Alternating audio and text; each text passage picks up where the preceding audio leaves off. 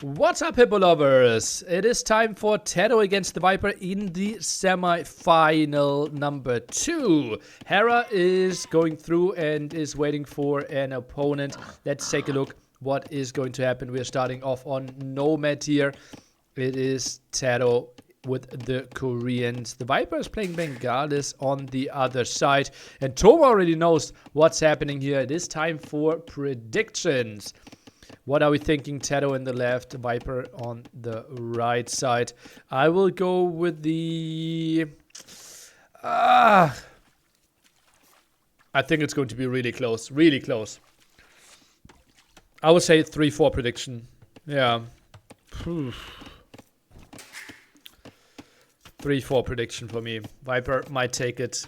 But I would be really surprised if we are not going to at least 6 games. Maybe even 7. 4-2 for the Viper. Okay. I wouldn't be super surprised if that happens. Viper even... Oh, look at that beautiful move. He's going to collect some deer, then switch to deep fish and actually drop off the food. And he will have the full 35 food that he can drop off here. Hey. Look at that beautiful thing. 91 food. All gone, and let's go into the bank, and TC has him on the queue. I expect a match like Tedo versus Sito. I think we will see more meta play, less creative civilizations, simply because they have a lot to gain from hiding civilizations to maybe then win against Terra. But when it comes to closeness, I agree with you, yeah. Maybe Tom could run a poll. That would be enjoyable for us.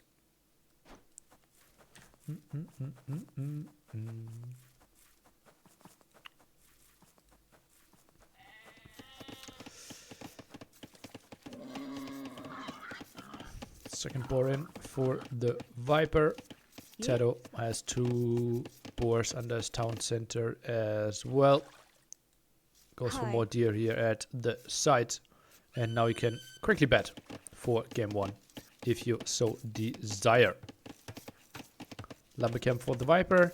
The question, how much are we going to play on water here? And do they know where the docks are? Viper knows that nothing is happening at the right side.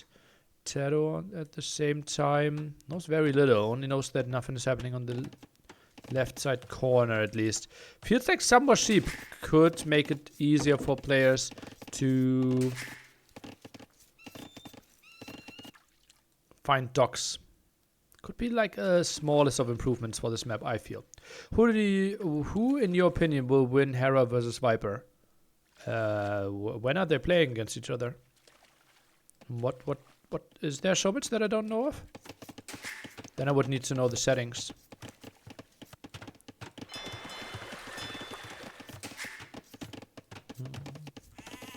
Hey.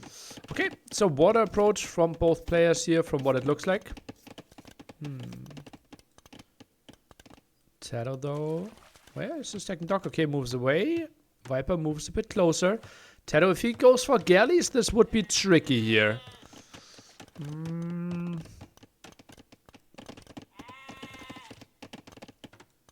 So kind of needs to open fire galley, I would assume. Closing the window. We are in the weird scenario in the seasons where I can choose between bad air in my room or myself freezing. Nearly feels, man.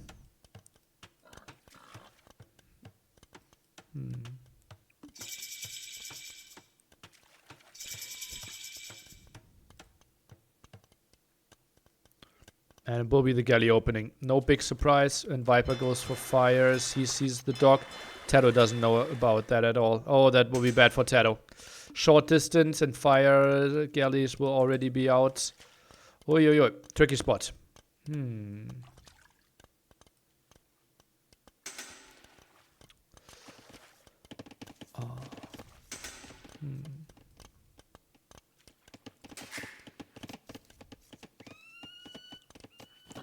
Another boar coming in. 5 from gold. Here for the Viper. Goes for another mill. And the deer here at the side. And Tato at least gets 2 of his galleys together.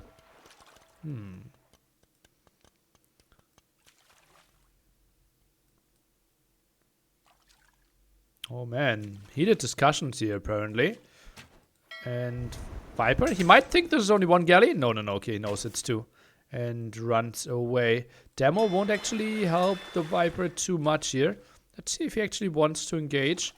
And Tato, once he gets to 4 galleys, that wouldn't be the worst thing ever. Let's take a look how deep the Demo can get in there. Is Viper maybe committing against the villager? No, he won't. Tato with quite some nice micro. And Demo already low on HP. Has to pull the fire galley back. Will obviously heal itself. And Tato will hold this one quite nicely. Really good opening here for him.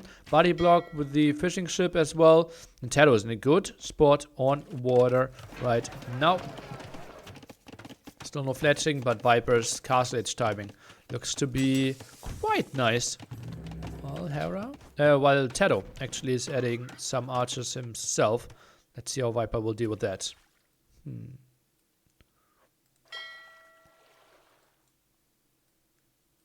Fletching for Tato. Already has the armor, obviously, being the bonus of his civilization.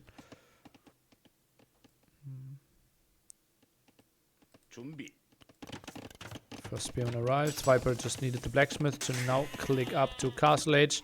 And is going for it. Some sheep at the top. Not really achieving too much right now. Obviously very distracted here with all the galley micro. Does Tato want to move in here? Oh, that's a demo. Oh, that's tricky. Yeah, and Tato is too scared. Too scared of this.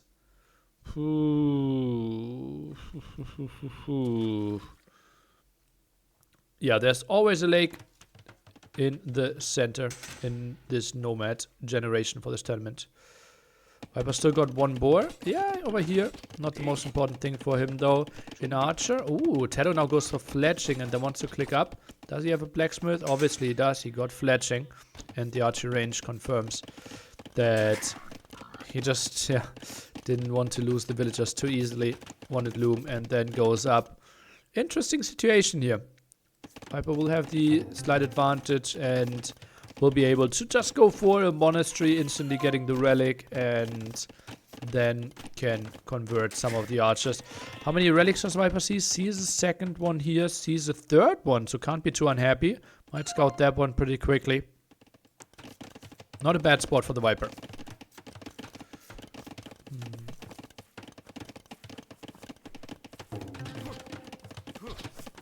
Map? The map is called Nomad. We always have it down here. How did the Hera game go? Really nice. Would be interesting to know the correlation between strategy games like AU and level of education. Well, this, like, the average player and the average viewer will be more educated than the average, let's say, Call of Duty player.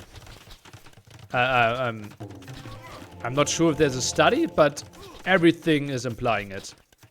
From what I see, like, the level of education from players and viewers that I know has to be way above average. Yeah. Yeah.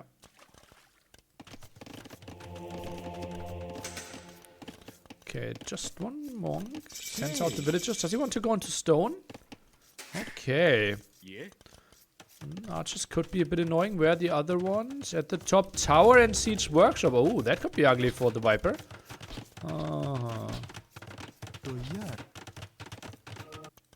Water now might be won by the Viper. Look at all the investment in Tato. He just sailed away. Goes around the whole side. So, ooh, Viper might even lose his fish. Needs to send some units back. This is really solid for Tato. It's lots of aggression here. Completely controls that wood line. Now we'll control this gold. And Viper has to move away, but not 24 villagers on.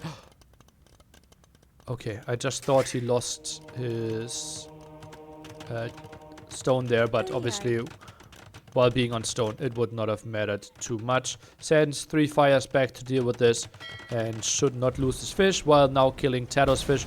Took Viper quite some time. Quite a big investment on water here. And Tadow simply realizing how important the land will be and how unfortunately Viper had his resources all together. Sometimes it's very fortunate, but if you get towered like this, it feels like it's unfortunate.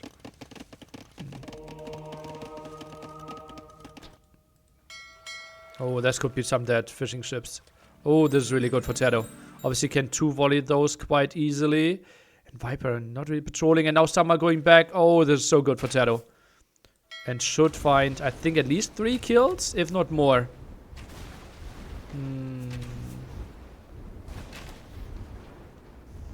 Yeah, maybe we can explain the basics after we see how much this is doing. So, Nomad, obviously the map where we don't spawn with the town center. Yeah, you can choose your placement yourself. Bengal is here. The big bonus is that you get 2 villagers extra per town center when you advance to the next age. So 2 extra villagers on the when you reach Feudal age, 2 extra villagers when you reach Castle age.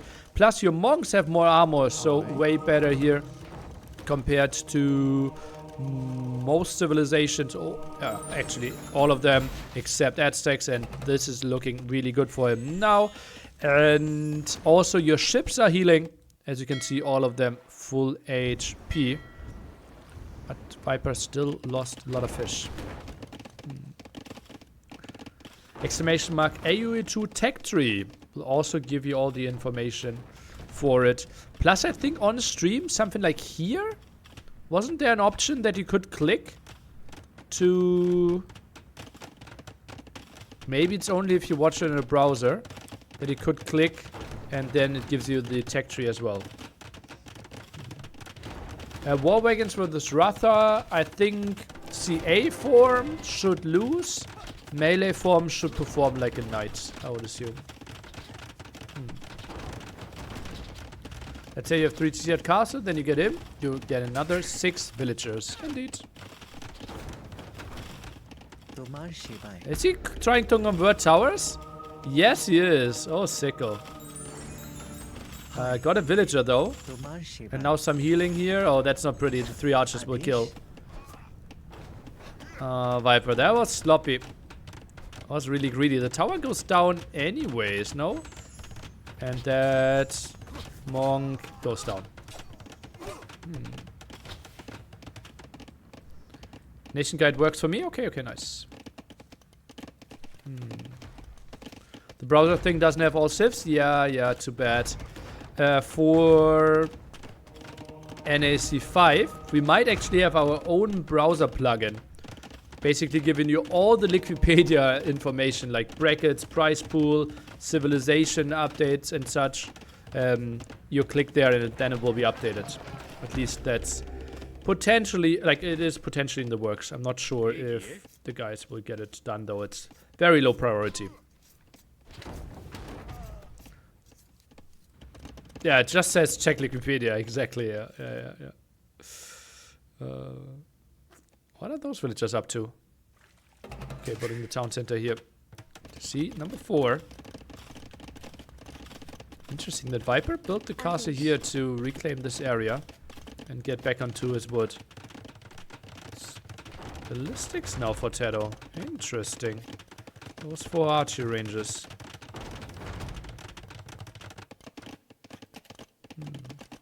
Wikipedia does not have civ tech trees, no. It's not really the goal of the website. AOE2 tech tree is the one that I always use.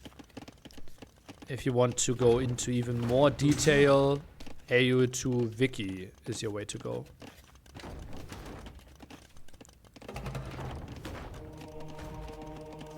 And gets the conversion here.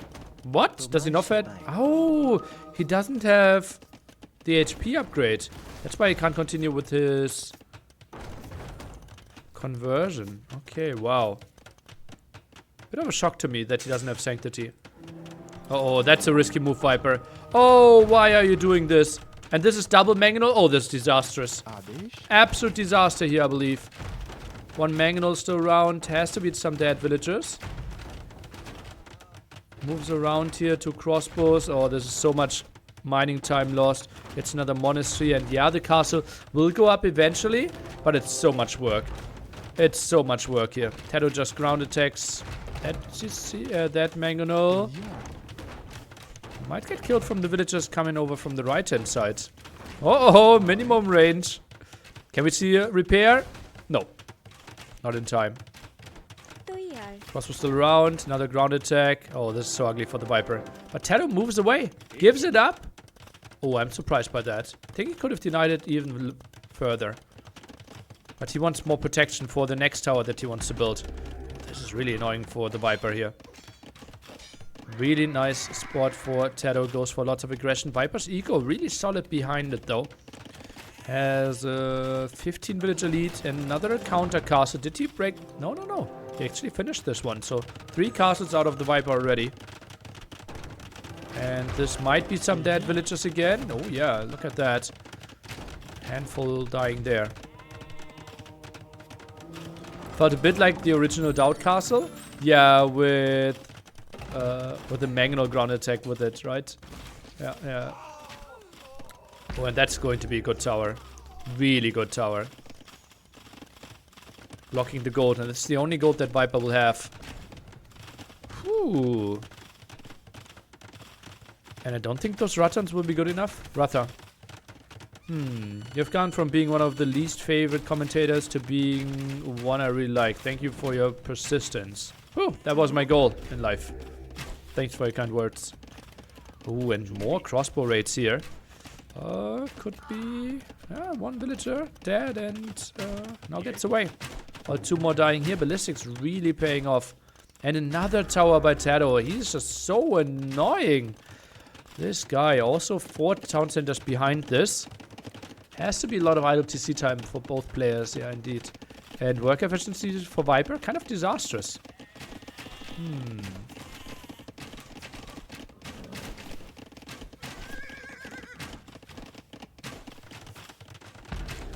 Defensive tower. I think he might be rushing the tower. Oh, he actually might think about converting there.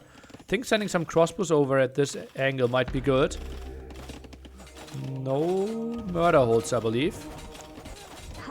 They're just repairing. Monk went down. Just imagine, like 4 crossbows here would be so good. Now maybe jump out and repair some villager losses potentially. There's another dead villager indeed. Tedo sold some wood, bought some food for himself, and more villagers dying. Tedo just so active. 34 villager kills already. And Viper somehow tries to defend, but now Tedo even in the lead in villagers. And that's going to be another really annoying tower. And that's kind of the end for all the wood control. Viper needs to run to the side here. And Tedo knows, okay, well, I don't see anything from you. Let's find out what you are up to. And that was a really nice game here by Tedo. Gave up the water. Viper heavily invested into water. Let's remember how much he invested there, like 16-minute mark. Look at that by the Viper. 7 fires, 2 demos, and Tedo just did 5 galleys and went the other way. And kept the fish alive. That was so good for him. And then the land aggression. And I think that won him the game, because Viper couldn't really see it. Didn't really scout at all. Just felt like he had to fully commit on water. But Tedo snuck away. Nice move.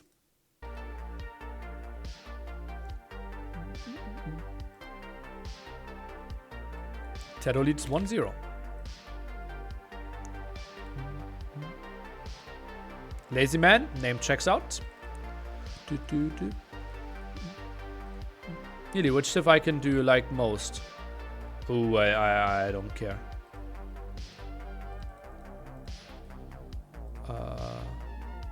You mean the civ emblems or like those here?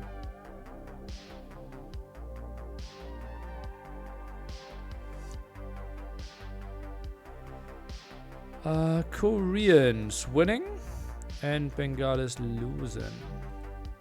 The emblems? I don't know. Let me quickly look at all of them. Oh no, I can't even see them all here.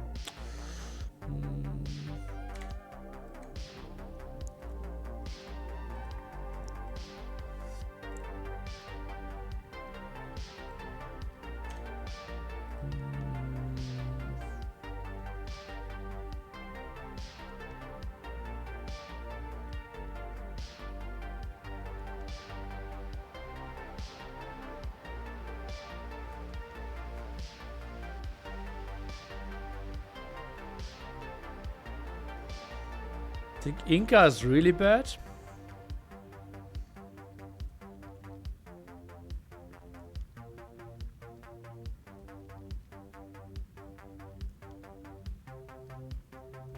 Maybe Spanish. I will go with Spanish. Have never thought about this. First time ever that someone asked me that question. Interesting. Interesting.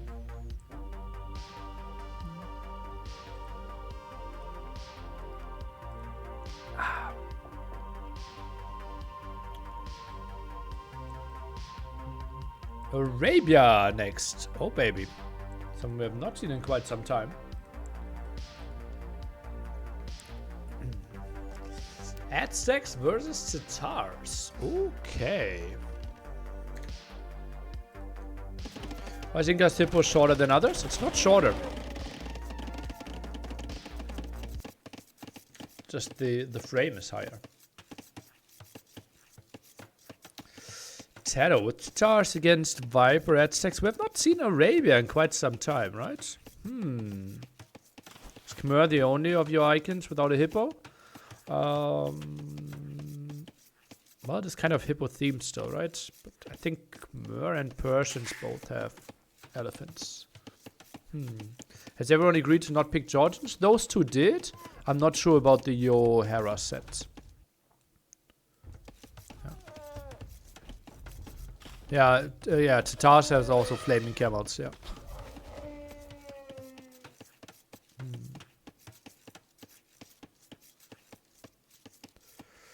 Nearly, Tato said on his stream that he has a strange and risky civ in migration. Which civ do you expect? Oh, I can't answer those questions. We can theory craft about this on non-GL members, but never ask me like such a question, right? Gives me like the urge to sound smart and come up with a good answer, but also could just mean that I'm revealing a strategy from my teammates, which I really don't want to do. Viper seems more prepared in the tournament than usual. Do you think this is true? He said multiple times that he now can prepare more for tournaments since he left GL. Nobody from GL knows it. Okay, that wasn't implied in your question. And what was the map? Migration? Maybe Armenians. Who left GL? Probably to answer your question how you want to know, no one. He left Facebook, yeah. Not GL. My bad.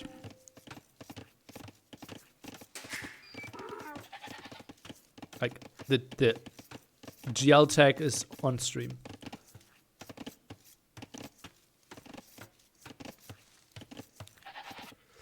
Okay, and this will be a militia opening from the Viper. 3 militia. Let's see if it's going to be men-at-arms. Tato's certainly not going for archers. The scout at this, maybe? I'm not sure. Looks like Tato's pretty blind. Do you think Flaming Camels need a serious buff? I think a small buff could help them, but only a really small one is needed. Nice quick words, Potato.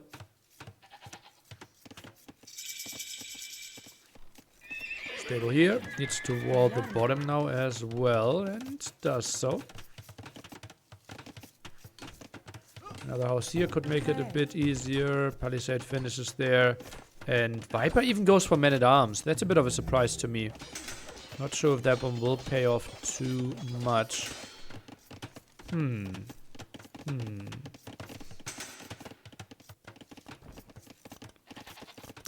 Maybe just a small cost decrease to make Flaming Camels more efficient. I think making them stronger is better than cost decrease. Yeah, I would think so. Are these Arabia generations too open? Well, it's kind of the King of the Desert Arabia, right? So, the one Mem prefers.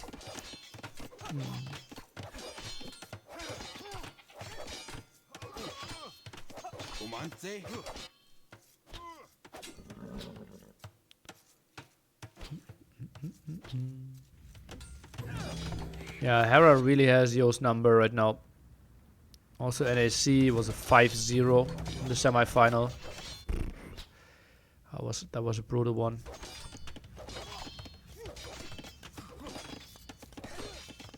Five on gold now. Tedo with an archer range behind this, and Tedo loses quite a bit here. No, only took one hit. What do you think about the Armenian Navy that we saw in Northern Isles? Do they have too many bonuses? No, they have just one upgraded that is way too strong. Yo needed Demo, not Galleon, I believe. But yeah, I think the Castle Age tech is just way too good. Yeah. You can wipe his tears with $4,000. Yeah, you would prefer to wipe his tears with $12,000 though.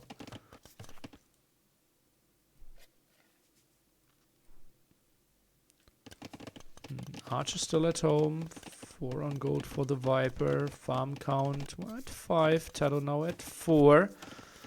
Doesn't need to have that much control over the berries, simply because his sheep lasts so much longer. Blacksmith feels like the next building here for Tedo. Would feel very natural to me. And builds it on the other side though. Feels like, okay, army might be coming around here, does not want to have it delayed too much. And just getting some damage on the archer means he is safe. And yeah, the man-at-arms did not pay off. A strategy that we very rarely see. And I'm a bit surprised that Viper committed to it.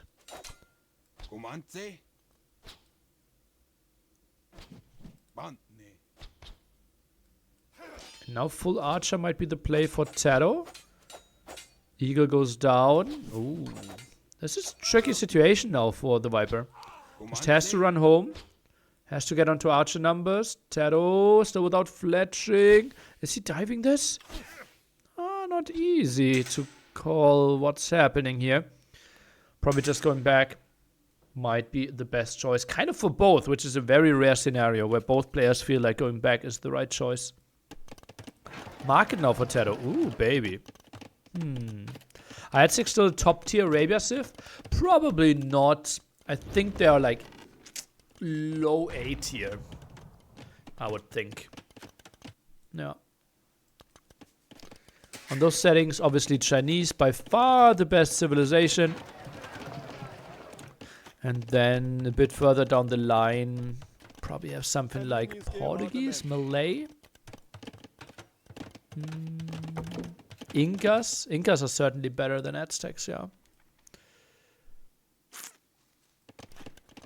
And then it comes down a lot to what you prefer. Oh, that was a poor shift click. Some really like Khmer. Some people say Romans are good. I don't think that's the best option though. Oh, this is tricky. Tedo no more production. Sees the army coming over. Needs a house and kind of needs to give up this area here, I believe. Let's see how much damage he can find. Viper not with the best army, and yeah, Tedo just goes back for the defense. Tedo used the market. Now Viper follows him with that, but neither player clicked up yet. And that is a villager that needs to be pulled in.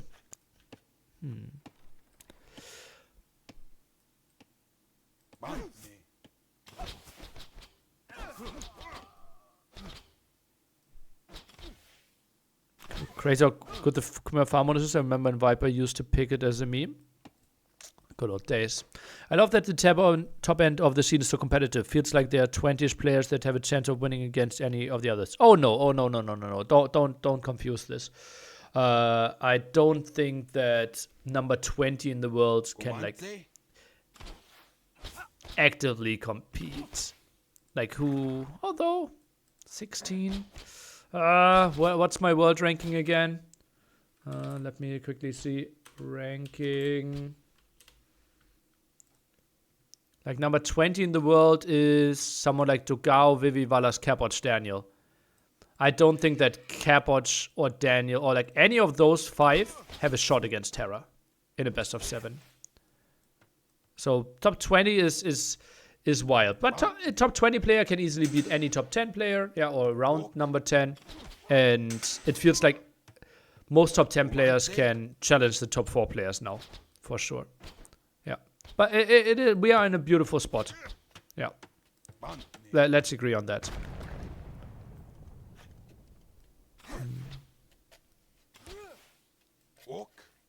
Viper's chasing this down. Tado really doesn't want to lose this. Now the 3rd barrack from the Viper. Eagle count, very underwhelming right now though. The question is, can Tado switch into CA? Goes for a 3rd archer range. So CA is the intended army composition, I wanted to say, but just the intended unit. Tado annoys a bit here, knows that he can run away. Shouldn't really find too much damage. Just basically forces that Viper will have to have some units at home. And sees the army here. I think it's time to run now. Tado, does he want to jump here? Doesn't look like it. A top 20 can produce excellent sets. Yeah, agreed. Yeah, we're in a really fortunate spot. And I'm already sad for some of the top players that will miss NAC. Right, we will have to miss some of them, but let's take a look at the engagement first. Scouts just trying to buy some time for the crossbows that are now taking the fight from the hill. Viper's chasing this one down quite nicely. Obviously strong at-6 economy is helping out a bit. Idle TC, 2 villagers for both of them already. And now we see all the eagles being cleared up. But we have a switch into more eagles behind this, and Tado continues with crossbow production. Ooh. Oh, that's a bit of a surprise to me. Now the university, and it will be the 1 TC play. I'm surprised that we are not switching into CA then. I just love Viper's army here. I doubt many others would build this low army. Do you agree? Well, with Mezzo, what else can you build? I think like 1 archer range, triple barracks. Feels very reasonable. More of a question, did Tado maybe overextend there? And maybe should have stayed more here and ran back from the other side. I wanted to say something, but I forgot. That could be a dead monk. Let's see, scout, 1 hit. Not enough. And now some more dodging here. Ah yeah, the NAC thingy. Only 10 players will make it to NAC, right? So we will have some big names not being included there, right? Nothing is happening right now. Like, if you think Jordan and Cito will make it, then we have like Nikov, ACCM, Dowd, Winspalt, Hart, MBL, Andy, all not making it, for example, right? So this is like, we will have so many big names not at NAC. Like the non-NAC participant tournament is actually enjoyable probably as well. Like, it's not a real tournament, but I think I would even watch it because the level on the number 11 till 20 is so high right now. Yeah.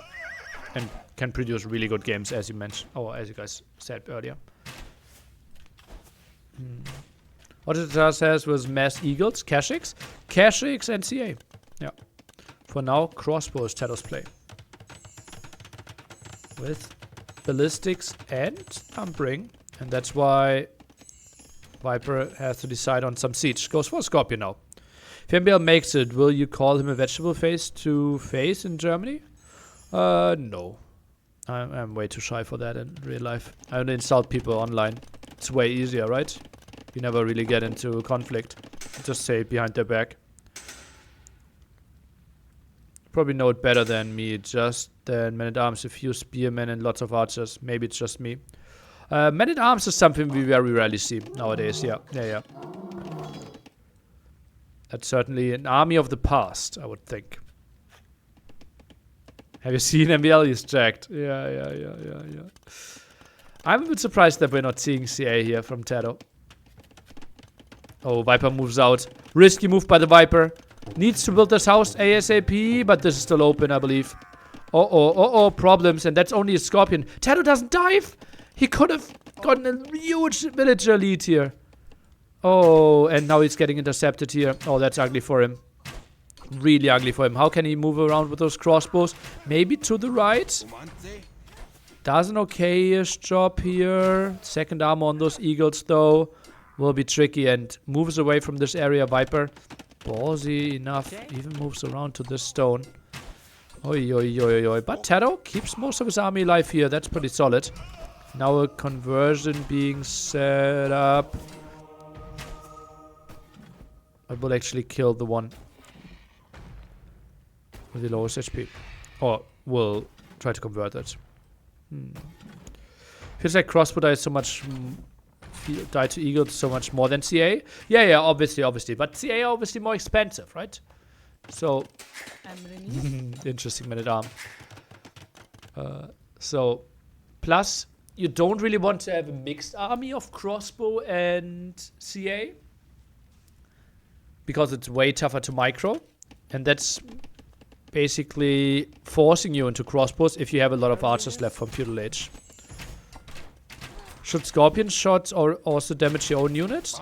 I think then they would be basically useless. Or not basically useless, but way worse. Let's call it that way. So I don't think so, no. Viper soon has 3 relics. That's a really good job. And so nice for him. Oi, oi, oi, oi, oi, oi. That's like 6 villagers on gold. 3 at 6 relics. Must be nice.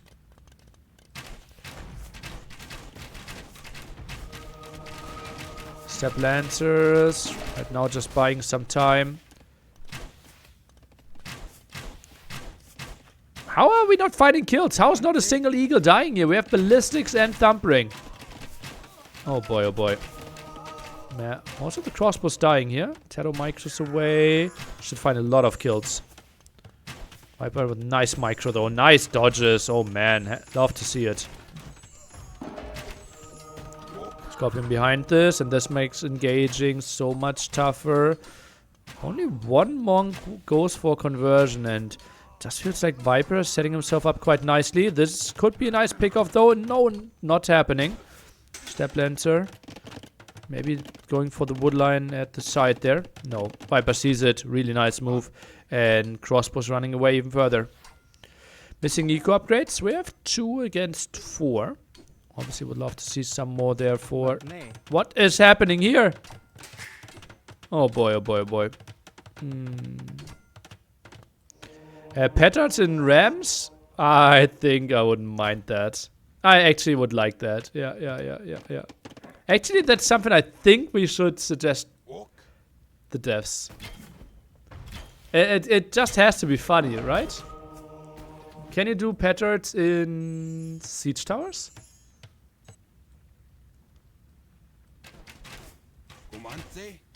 Jump over the wall?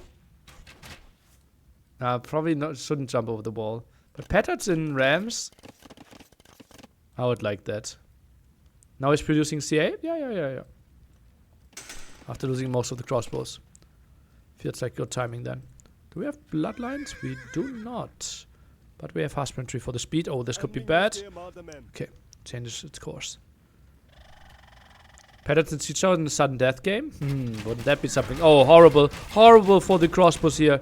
Oh, that hurts. That hurts so much. Ay. Petards can't garrison siege towers? You're saying it as if it would be a bad idea. Okay, bloodlines now. Kashik would be the next step. So controlling this gold. Viper has 1 at the front. He needs to expand to 1 of the golds pretty soon. That will be cleared up. That's really nice by the Viper. CA, I don't think they want to dive here. Just get next to the castle. And you can already start to raid with those CAs, basically. Because the castle guaranteed to go up and those crossbows are dying. Nice find by the Viper.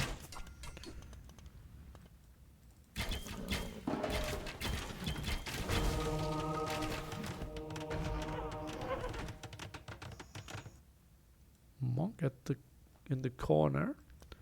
Seems like all 5 relics are... No. 1 still to be picked off here. Kashik's added. Viper goes for stronger monks. Isn't that interesting? 3TC economy, and he's expanding to the side. Would be a good spot for the CA to go there. interesting move around by Viper. Goes the very long way. Might get into the stone though. Oh, this could be good for the Viper. Could be some dead villagers. CA going through this, and this has to be a TC. Or a castle. Just really important that you don't mining camp this. Oh, and Tato misses the quick walls. And now villagers are maybe getting converted. Yeah, and Tato just runs here.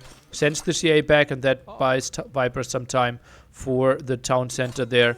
Oh, that was so nice for the Viper.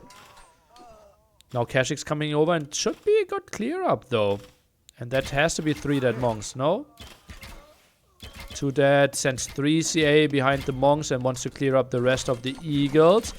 Takes the engagement here, but wants to get into better position. Actually not the greatest fight by Tato. His units bugged out quite a bit, but obviously has the way better units there to take the fight, and Viper simply had to take it. Tato can't be too unhappy with this, but obviously missed the timing here with the town center. Viper on the way to Imperial Age. Kind of standard in this matchup that Tatars is playing a bit higher economy and later Imperial Age. Kind of want to arrive Imperial Age with a strong economy. Don't really get their easy power spike. While Aztecs, they love to play low economy and elite eagles. Will be an interesting spam. Kashik's obviously a crazy unit when it comes to their gold efficiency as well. Not a lot of gold investment and generating some back for you. Could be quite nice. Viper's eagle count only at 10 right now, and that's a lot of army deep in Viper space, and that castle for now has to be delayed quite a bit. More CA here in the center. 11 Kashyyyks already out there. Is Viper maybe committing onto this castle? He will obviously not kill it, right? Send some more army. Most of the units are here. Really doesn't want to get walled in. This is a nice hit by the Viper. By Tato. Moves away here again. Feels like Tato kind of got the army he wanted to counter everything Viper can throw at him. Yeah. And Kashyyyk are performing really reasonable against all those Eagle Warriors. Let's remind ourselves, Grand Melee opening match, Doubt against Leary. On Arabia, Mayans against Tatars. Both full boom, I think both playing 5 TC. And it was like an hour Eagle half battle against CA Kashyyyk. Oh, that's a nice raid. And those Eagles really don't want to take a fight before him. Well, it's not a fight if they just do the damage and not taking any back. Cast at 460 HP. Viper needs to track this. Eagles still take 40 seconds. Don't tell me this cast is going down. We have to take a look at the stone. Okay, just jumped, so Viper cancels. More Kashyyyks to the top. And that's 1 exposed gold at the front. Therefore, Viper struggling quite a bit. This is the only gold that he really has right now. Tato going for full raid there makes lots of sense. Sees this one instantly, but those Eagles, they won't take a lot of damage here. 6 pierce armor right now, 8 pierce armor in just a bit. Viper no gold income right now. 10 on gold is what it says, but that's not true. Oh, he had a extra gold at the side. Oh, that's so super fortunate for him. Tato has the extra gold here. Oh, that is so fortunate for the Viper there. I didn't even realize. Now going for quite some villager kills here, Tato. 32 CA, lots of Kashyyyk. Still not Imperial Age though. Quite far away actually. Kashyyyk now with forging, taking quite some reasonable engagement. CA on the hill. 50% more damage here. And therefore we're doing 8. Oh well, we're just doing 1.5 damage instead of 1. Oh, okay. Not super exciting.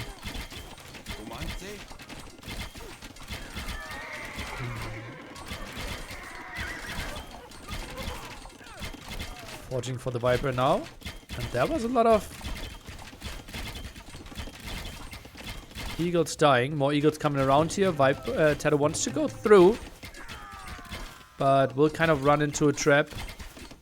Viper maybe even deleting the house now and takes the engagement. Indeed, that's what's happening. Tato, does he want to squeeze through? No, he will just have to accept the loss here. Kashik actually on the wrong side. Trapped behind the CA. Not the engagement that he wanted to take. Pretty horrendous there. Now Viper opens this. But Tato ready for another raid. And at the gold again. This gold, 600. And another raid here. Big question. How many eagles the Viper will be able to create after this, and full Kashik production from Tato continues. Have to love it. In-game sound a little bit louder. Okay, you're the first one giving that feedback. What about the rest? Sounds fine to me, okay. That's another pick-off again. Pikes, please. I don't think he has the economy for it, really. It goes for a spearman now.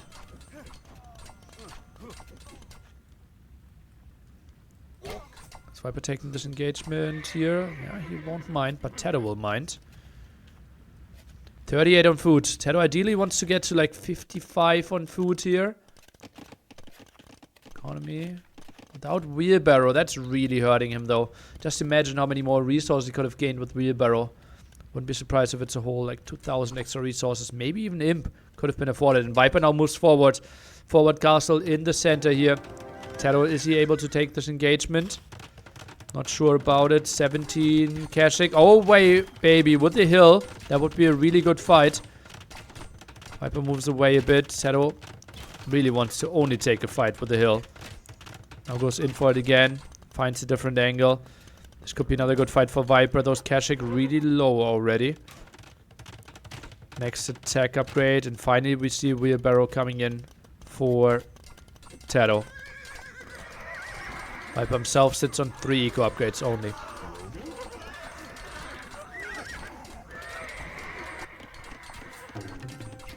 Tries to break here again. Tato now completely idling.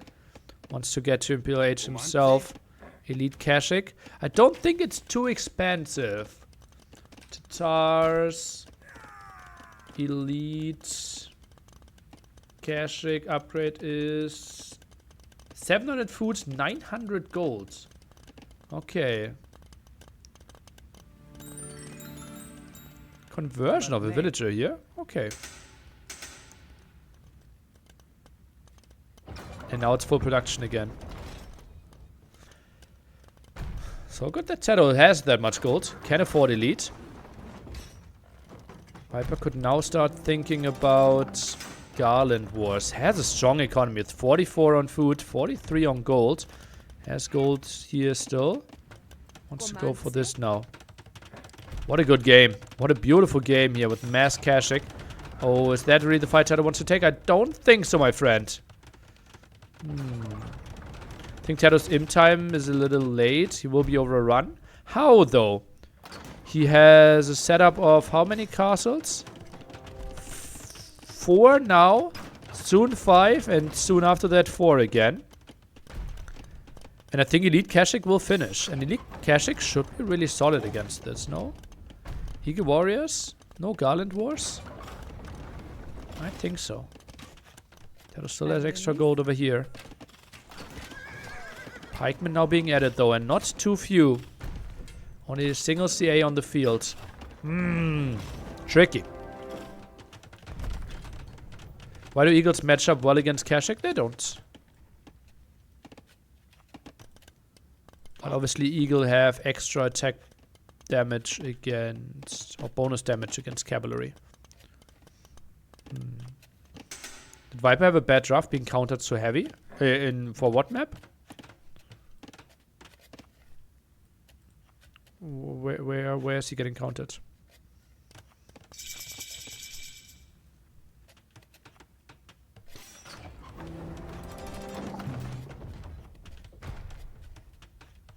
I need Kashik. Blast Furnace. Maybe even a spot for the second blacksmith to take the fight a bit earlier. Could be an option.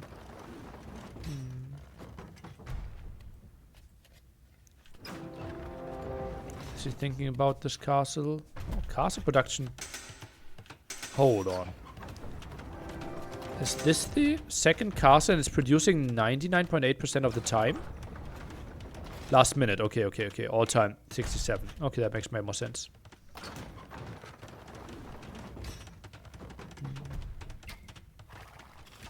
Okay, now we take this fight. Maybe before Garland was 50 seconds away. Tado, I don't think he will be too unhappy taking this fight, especially if he has an army coming from the right-hand side as well. No range units for him. 70 cashing out on the field. 30 seconds still to take the fight against. No Garland wars here. Tado, this is your fight to maybe win the game and take the 2-0 lead. Dives in deep, has the last attack upgrade.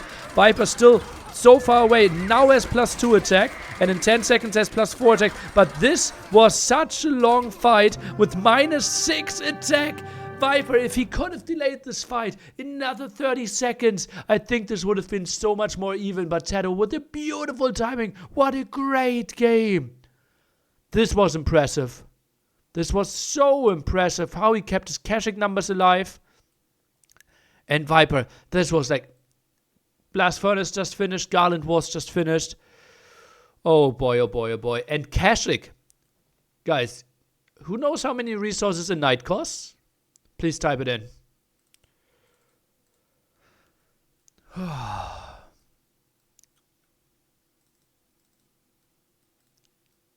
It was elite, yeah. The upgrade finished. 60 food, 75 gold. How much does a Kashyyyk cost? I will give you a hint. It's also 60 food.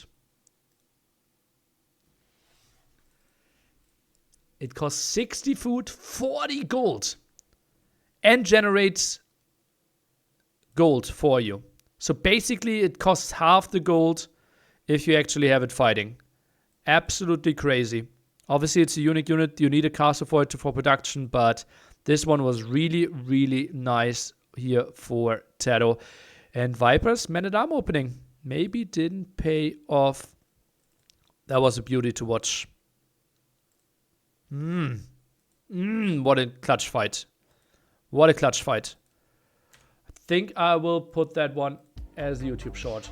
I have a guy now. Let me write them.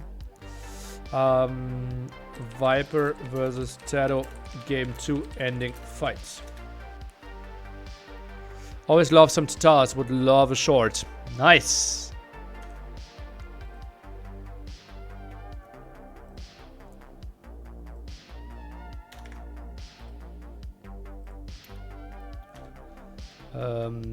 Important to display the upgrade timings. Is that the game over with the civs Tado has left? Is that game over with the civs Tado has left? What is the question? The score is 2-0. And Viper still has his first... No. Viper still has his first best 4 picks left.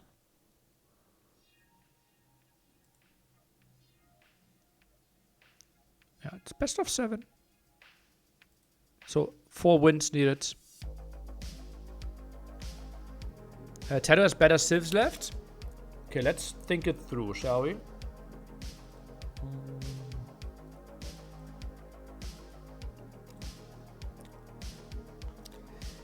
Incas. That's probably Border Dispute or Land Madness. Slavs should be Land Madness, so or Hideout.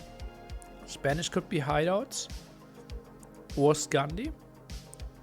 Japanese is Scandi. Byzantine is Migration, or the other way around. Vietnamese could be Hideout Counter. Oh, lots of options here to shuffle around for Tado. Viper has Dravidians for Migration or Italians for Migration and Scandi Dravidians. Persians for Land Madness. Burgundians for Hideout. Border Dispute, Malians or Mayans.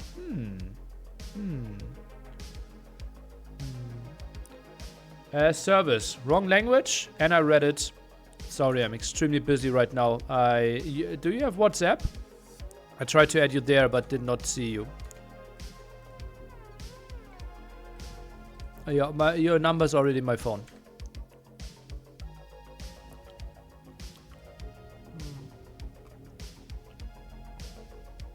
What is the next map? It's Hideout.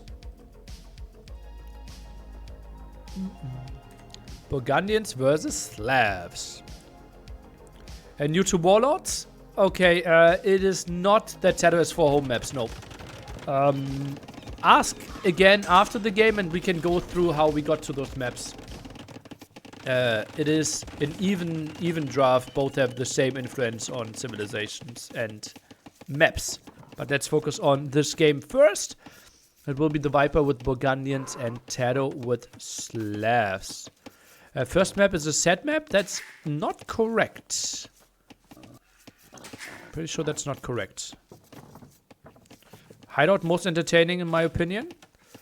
We have seen diverse civilizations here, right? It is not in the NAC map pool right now. Do we think Hideout should make it in? We have a... We have Arena? We have... Hideout is too long. We have seen it enough. Okay.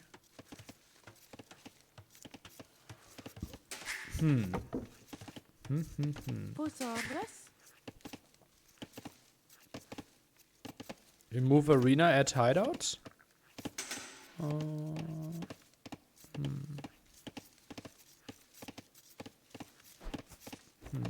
Hideout was popular some years ago. Never understood why it got unpopular. Some maps get unpopular because they're played too much, maybe? I like it, but the games are too long. Seems like a nightmare for a LAN event. Well, we could just add the, increase the amount of gold on the outside. And I think then the map becomes better and less stalemate-y. Plus, I think making those trees 50 wood might also make it better.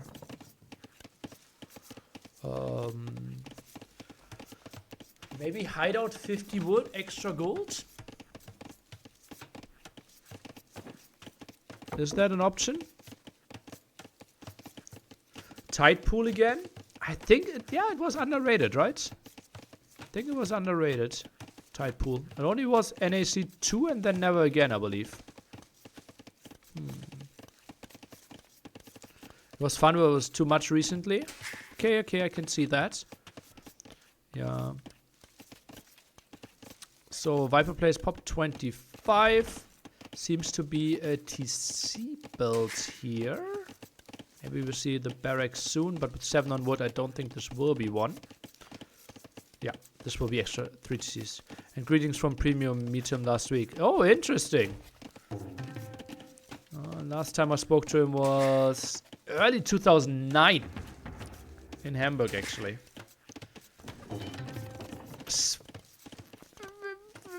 How do I describe it? Special personality. Yeah. Tidepool's like an improved version of Rooster. Yeah. It's like a Rooster Northern Isles mix. Maybe we can look into it again. Yeah.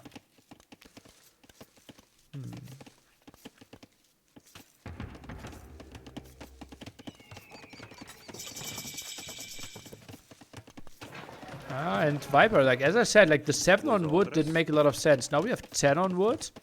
And we can't afford the stable here. So kind of a shaky build-up. He's a special person for sure. Today more than yesterday. He will talk about it. We will talk about WhatsApp maybe. Okay. So yeah, WhatsApp. And Tano's build-up looks a bit shaky as well. Both players had to build 3 villagers. Typically you play 26 plus 2. Both of them are playing 25 plus 3. Which means one villager is working 2.5 minutes less. And therefore you're down roughly 50 resources. When you do 25 plus 3 compared to 26 plus 2. But okay, maybe one day they learn. Oh, Viper now adds farms before heavy plow. Oh, baby. That's a bit of a surprise to me. Not the GL way to approach it. And Taro, I'm not sure this farm. Oh, yeah. Okay, okay, okay. All good. All good in the hood. 2 on gold for Taro. 4 on gold for the Viper. I think Burgundians should be better Civ here, no? Whew, whew, whew, whew, whew. Slavs are crazy as well. I don't know enough.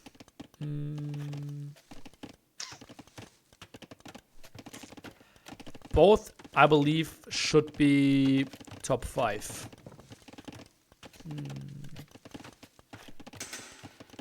Maybe they need to subscribe to Hera to get the latest build orders. I think Fast Castle is actually something that you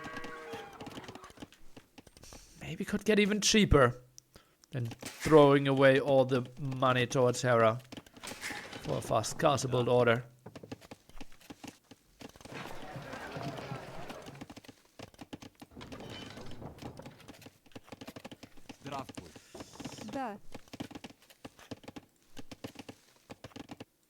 Scout. Poinky. Gets that off. Sends another scout out. Both playing quite a lot of scouts here.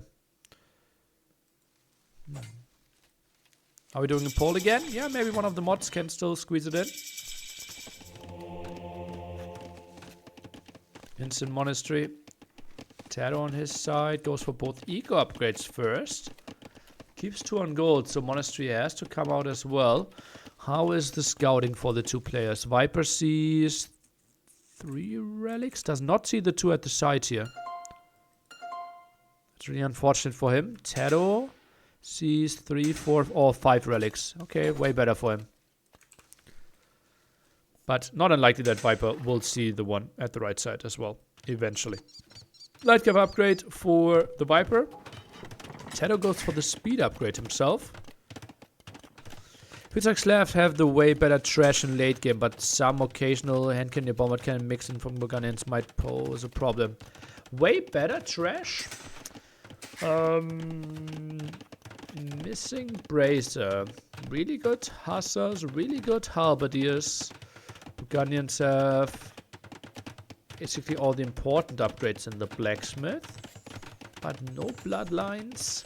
Yeah. Trash has to be better for Slavs. Viper now with the 3rd town center. Taro is so good? Yes, he is. Really in tip-top shape right now. Winning Warlords Raiding Room.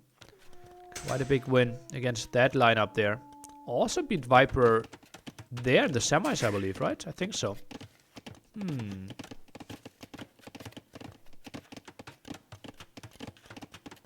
Feels like Taro has a really good grasp of Viper strategies. Game 1, I agree. Game 2... Well, Taro has a really solid understanding, yeah. I talked to him yesterday and he said he actually felt a lot of pressure because he was training so much and felt like he had to deliver now. Which is quite interesting. And I said, yeah, okay, just assume Zito trained a lot as well. And you both have to deliver the same. Not sure if that was great coaching or not. Is there other big Spain players playing right now? Russo? No. Russo has not touched the game in years. Ralba is still playing from time to time. Other big streamers like Lan is a player that was considered to be like number 12 in the world at some point. Maybe something in that ballpark. But full-time lawyer, I believe. So doesn't spend a lot of time. And other Spanish players, we have like 2 around the number 50 till 70 mark, I would think. With Mora and who's the other one called? I'm missing one Spanish player. Tomate. Yeah, correct.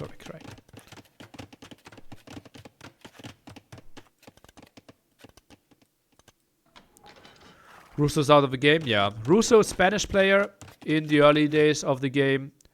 I would think something like 2003 till 2007 was maybe even a top 5 player in his good days. And from Spain, really fun dude as well. Was a guy that trolled a lot and came up with a lot of creative strategies. And with another Spanish player, completely dominated 2v2 tournaments. That was a nice pickup for Tato. Oh boy, got 3 monks and didn't get punished at all. Yeah, Russo and Rookie. 2 Spanish friends. I didn't even consider quick walling this. Okay, lost 1 light cav. Crazy pickoff, yeah. Must be nice. So far, only 1 single relic picked off. Quite sick. Tato even adds another stable and only now the monastery. That's crazy. Ah, Russo used to play DE like a year ago. Okay, nice. Nice. I didn't know. Oh, 1 light cav finishing the job here. Nice one. And stable 3 and 4. Wow! Tato playing mass light cav here to keep Viper at home. Viper goes for the 3rd wood upgrade. I think you need the 2nd farm upgrade before the 3rd wood upgrade, my friend.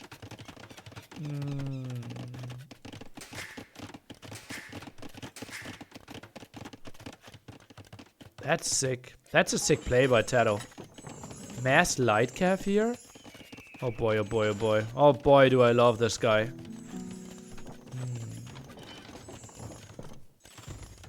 Gate. Armor upgrade. Might be quite so confusing for the Viper to see one there. 30 farmers now for Tato. I think if you play 4 stables, you kind of want to play 4th TC as well, right? Maybe collect 100 stone and then build one here. Could be an option. Viper is already thinking about imping this one.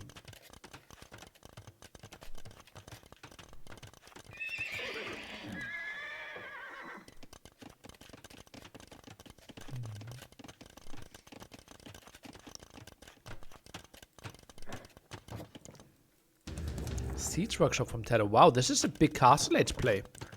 In a spot where we have crazy distance. That's surprising to me. And Viper will pull away when it comes to villagers. Simply because he has the 4 TCs. And Viper even takes Cavaliers here. Sees the Master Light Cav. Feels like that's the way to answer it. And Tato maybe even has to go for some pikemen himself. Upgrade-wise, we're looking at not a single upgrade on the light cav for Viper, and Tato is sitting at 1, 2 plus bloodlines. I think this is the better fight for Tato. Numbers are way better for the Viper, but it doesn't really matter. Now open this one, no idea why. That means the monks are going to die while Tato is still winning the fight. Oh, full disaster for the Viper. And now the light cav are streaming in. Tato is in a brilliant spot. Those light cav should never find this much damage. Oh no, now they're streaming in. Obviously mass TC. But this is annoying AF. Oh, yeah. Quick walls needed behind this. Viper with a solid move. And this was not a debate. Those light cav are still streaming. And Tato's now going for pikemen. Adds the barracks in front. If only had like 4 villagers at the front and could already start the pressure. This would be crazy nice for him. But forces lots of idle TC time. As we can see, Viper drops now down to 60% work efficiency. And those 2 monks. Let's see how active Tato is with sniping those. First down instantly. And light cav, they are still hungry to find more villager kills. And all of a sudden, we have 12 villager kills for Tato. How did that happen? Ooh. Lulu, I will try to remember. And that castle is so optimistic here. More units are streaming in. Pikeman aggression. Ram is coming out. Yeah, that's not going to work. And Viper will have to pull some villagers away. And yeah, builds this castle a bit differently.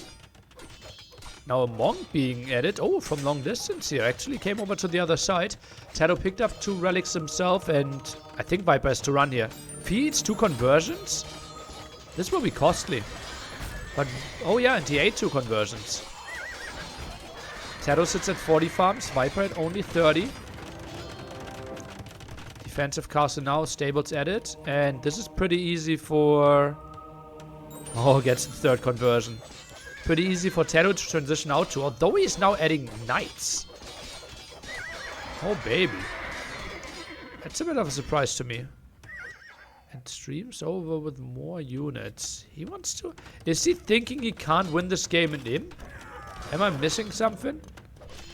Or does he just think, okay, Castle Age is good for me?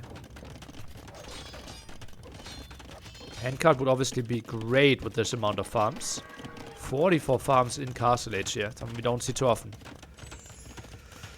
Would Boyas be useful against Burgundian Kiv? Certainly. I think Boyas is a really good option here. Against... Oh, that's a nice wall. Needs to wall this one as well, though. Great against Cavaliers. Great against Corsairs as well.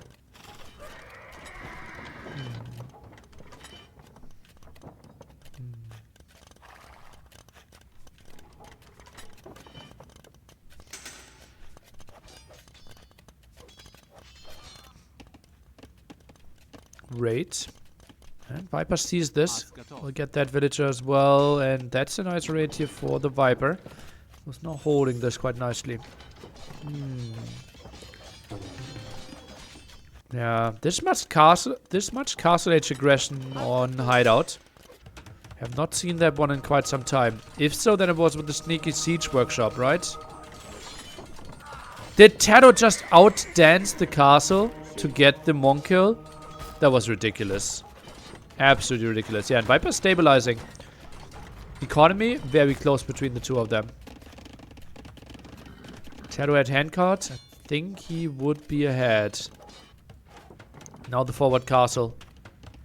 And goes for more pikemen. Pitch amount okay-ish here, I would think.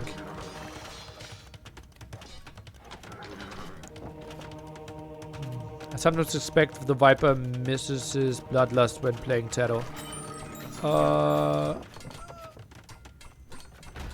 What's a maybe against teammates?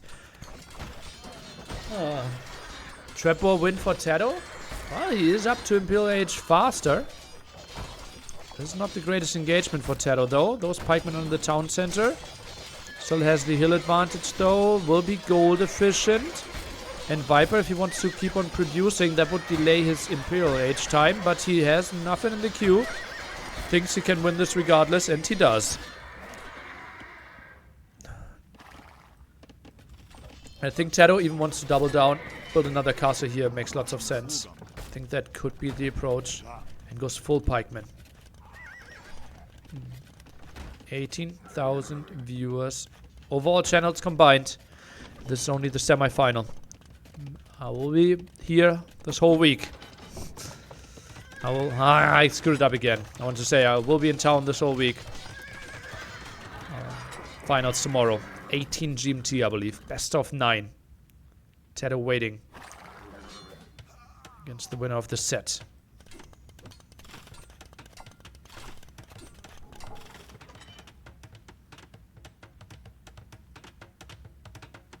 Viper now takes into pikes as well.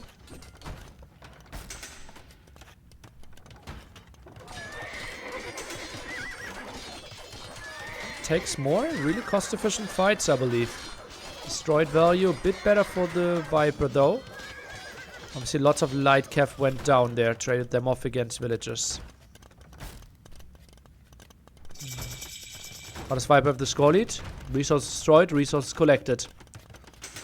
Oh, stats on stream for you.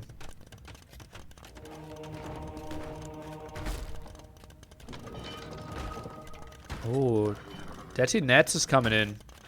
Wants to build those castles a bit cheaper. And that's before he actually went for the trap. Another ram before a trap even. Oh, that's surprising to me. Mangonel went down in the back. Everything finished here. That's a lot of red units. Still annoying. Because he actually raiding the Burgundian player now. Bit shocked that Tero is not building. He just has too few villagers on wood, as it seems. Now he affords the trap. Has to buy himself some more wood. Now builds another castle. Oh, that's too aggressive though. I think over here. But he doesn't know that this castle is coming up as well. There will be a lot of halberdiers that are trying to push in.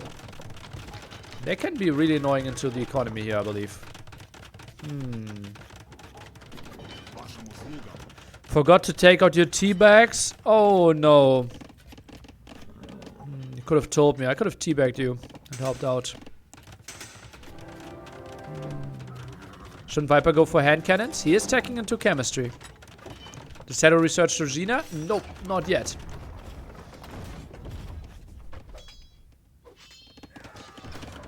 Murder holds? Who just did murder holds? Did Viper tech into it? Also the berries here, Tato. Okay, wow. Viper just did murder holds, okay. Well, could make some sense. Oh, Cavaliers. Oh, Knights. Actually diving here. Pikemen jumping over. Repairs coming in. Oh, this is Tato overcommitting, I believe. This is Tato overcommitting. Oh, needs to disengage here. ASAP. Another castle. Scared of this raid that is coming over. Tato probably wants to set up a conversion here as well. Unlikely that it will happen. Viper sees it instantly. Still gets the conversion. That was really fortunate for Tato here for sure. And those halberdiers, not in the numbers that how Tato wants to have them. 40 against 40. Halberdier upgrade against pikeman upgrade though. That castle not really not really contributing too much either. Will kill some pikemen. And Tato just lacking so much wood here for such a long time. Made it so tough for him. Not on that stone. Where's this other stone? At the front here. That's why I can't repair the castle anymore.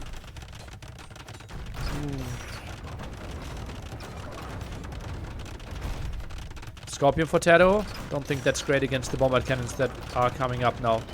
Tato has to play full Halb and Tassa. Georgina is the way to go. 3 traps firing away. Feels like Viper's holding this castle though. Look at all the villagers that are surrounding this area.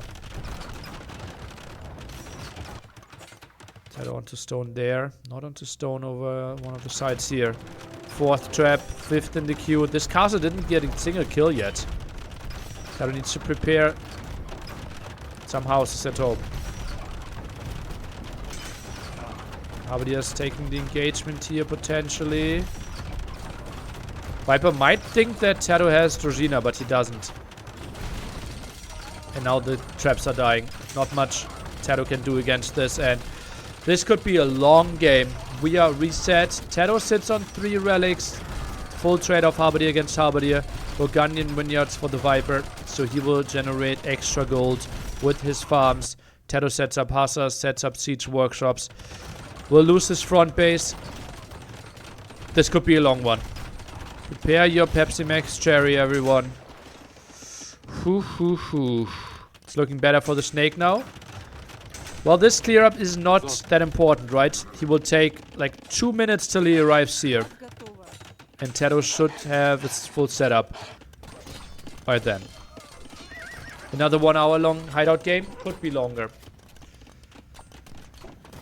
Whew.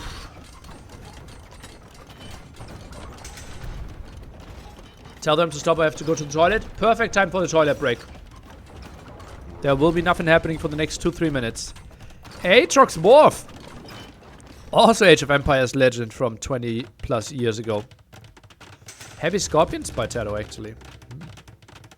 Thank you for your sub.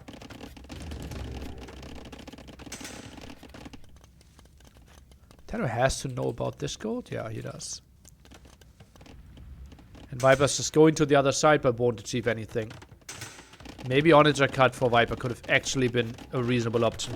With all his army here. Heavy Scorp and Onager? Why not? Why not, my friend? What's against this? Have there been any high tier AO2 lands in the past? Yeah, plenty. I, for example, hosted 4. There has been a $100,000 Red Bull organized tournament that the Viper won. and a $200,000 tournament organized by Red Bull that Tato won. Those are the two biggest of recent past. The last tournament I organized had $85,000 prize pool. Hera won against Leary in the finals in that one.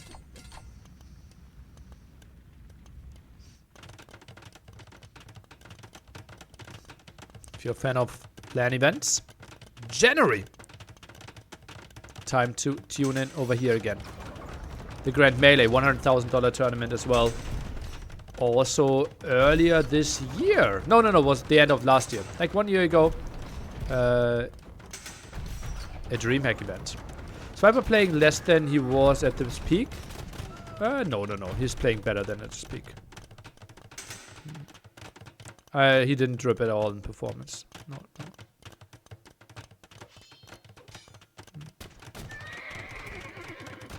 I was talking about LAN? Oh, my bad. Okay. Oh, Scorpion now getting quite some damage in there as well. Closing down the distance. Traps in some danger. Welcome everyone back from their toilet break that they took. Trap's still alive though. Those Scorpions, they're adding quite some damage. They have 10 kills, but damage output way higher than that. I'm sure about that. And yeah, game still stable. And oh, Tato actually cut through here. Hello. Now the castle behind it. This is actually still closed. Now it's open. And Viper should have quite some losses. Instant reaction though. Nice job by him. Castle, and if he had like 5 ramps with this could have been so great for him as well. Bombard cannons now as the defense. This is going to be a wild game. A wild game. And a long one. Guilds now by the Viper. Interesting, that's the upgrade he wants to click in this wild scenario. But 4,000 food in the bank makes sense.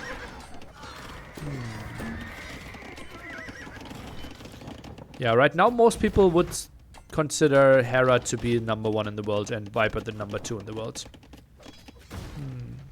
I'm thinking about flying to Berlin if there is a viewing party. Very likely, just go to the !NAC5.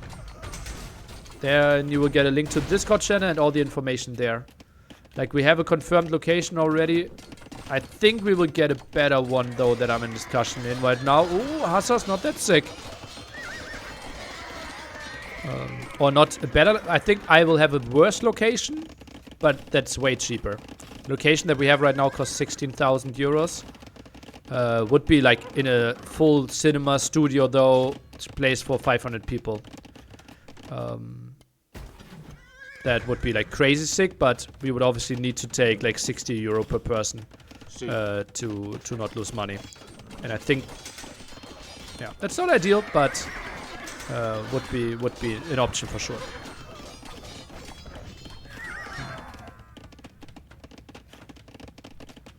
Shouldn't Rosina and Bloodlines give Tato a big advantage in late game? Yeah, I would think so.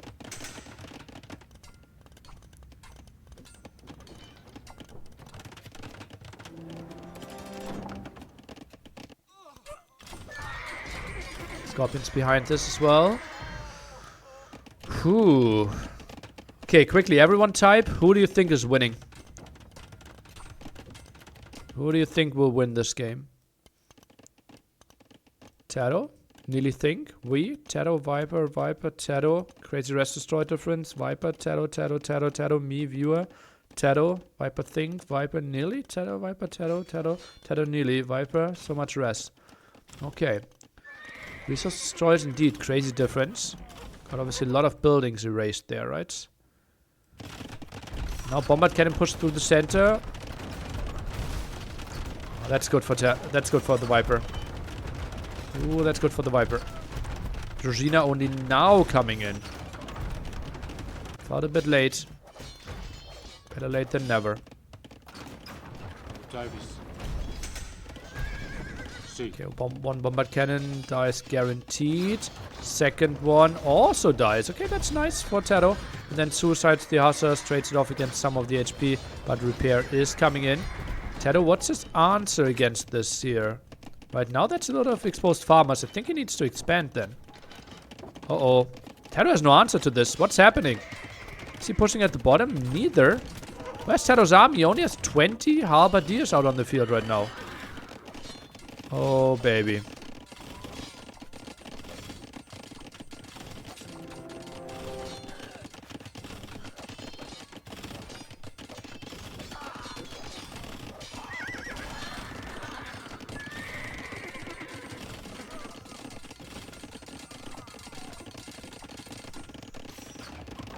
Desperate castle? I think it makes lots of sense. Siege ramps, they will take some time against all those buildings. And Viper's not producing anything there, right? He just pushed through the center. Oh, that's an ugly gate that it's low HP. Nowadays are trying to chase it down. Tato still pop limit.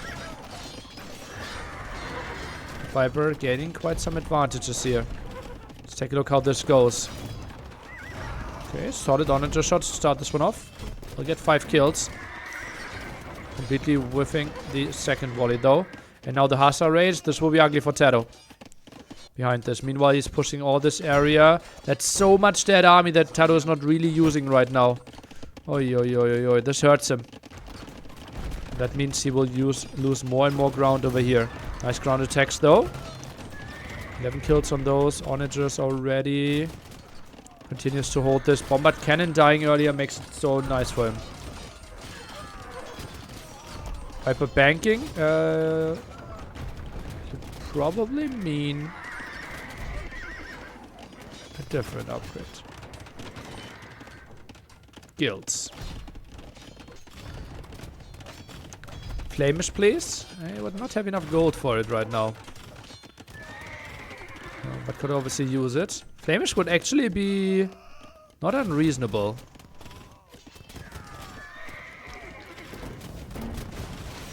But yeah, Viper's advancing too nicely here. Yeah, Tato's army was just too slow on this right side. That was the big problem for him. Such a big problem.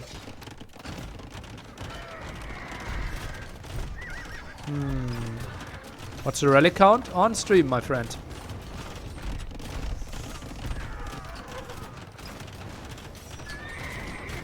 Let's go Viper. Also the fence. Castle in quite some danger here. 18 on stone still. GG in 2 minutes. Well, let's take a look. Halberdier count is not that high here for the Viper anymore. 14 out on the field. Hussars are diving in. If the Onager can get a good shot in, which they can't. There might be something happening here. Dives for more of the siege in the back. Goes for the trap, but Villager is around to repair at least some of it. Meanwhile, Tato, this push to stop. Not enough rams. Not enough rams. And loses them to the castle and all the melee units here. He needs to kill this castle. Desperately needed, but 2 bombard cannons are so good in stopping this army. And meanwhile, he keeps being efficient. But Tato, he keeps his pop limit. And he knows if we're completely out of gold, this could still be good for me. Another good ground attack. Crazy by the Viper. But as I said, Halberdier count is not that high. Bombard cannons are dying. Hussars are surrounding. Another trap dying. Castle is saved here. That one died though. But this is a crazy army. Halberdier, hand cannoneer, bombard cannon. Extra damage there. And those scorpions have to run away. The militia as a hero mixed in as well. To lead the armies to victory.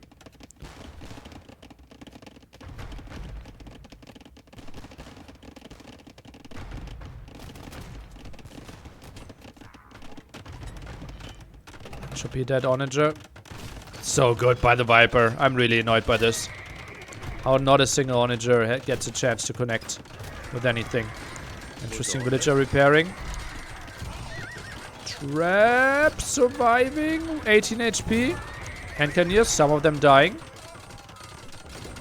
Trap goes down. Castle survives. Those scorpions, yeah, they're just wasted. Could go the whole other side. Doesn't excite me. Oh. Oh, that's a nice pick-off. That's a nice pick-off.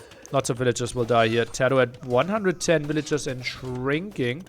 Goes for another 2 TCs here. Lots of more farms. is defending this one, and Viper, he just gives this up. Wow. Thinks that he can't achieve too much more here. Oh, those hand cannoneers will be really nice though. Not a lot of hussars out on the field, to be precise. Not a single hussar out on the field. Only halberdiers there for now. And this will be completely cleared up. Viper's really gold efficient over the last minutes. So much siege constantly going down.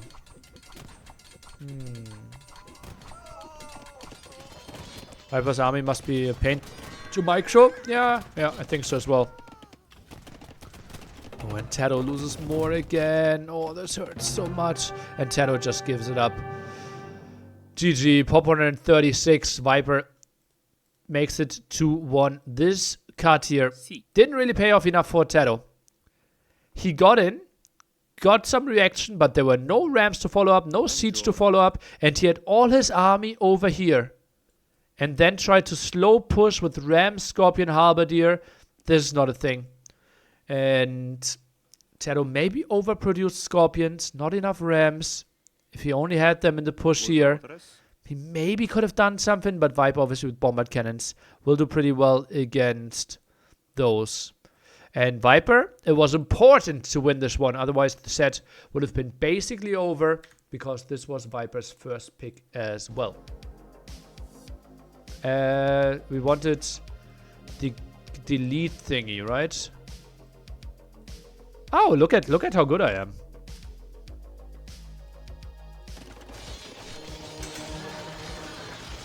I know.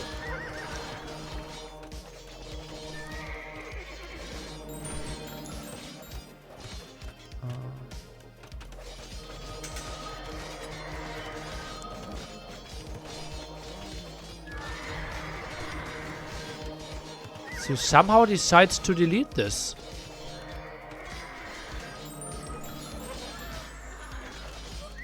I don't know. I don't know.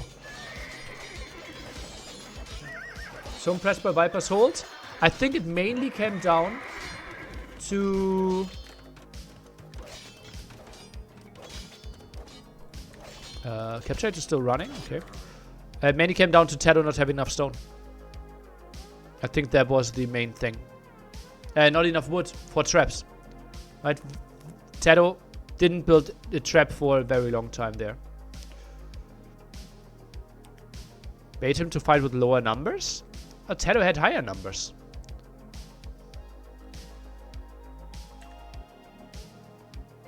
Migration next.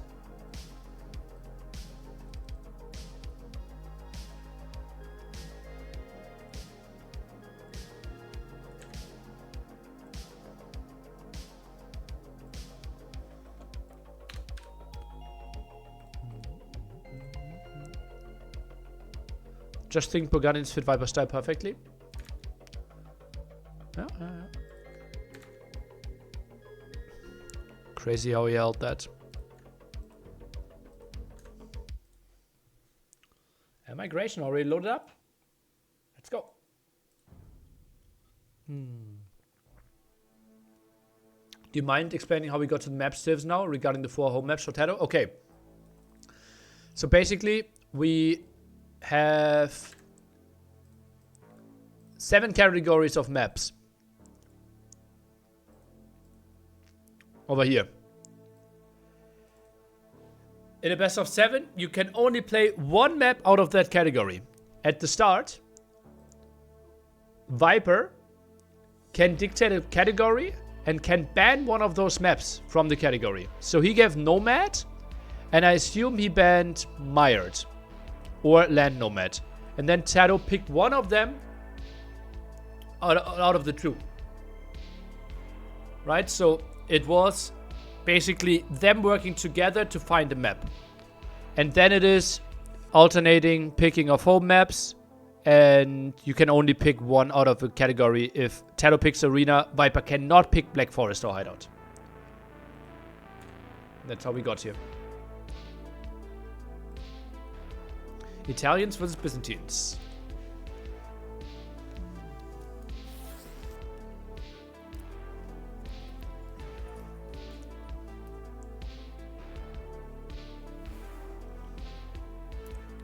That's the best map drafting system in Eternity so far.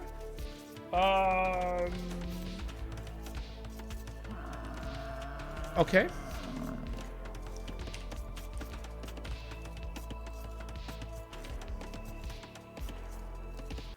Why is Scandinavia shortened? What? Ah, Scandi. I don't know.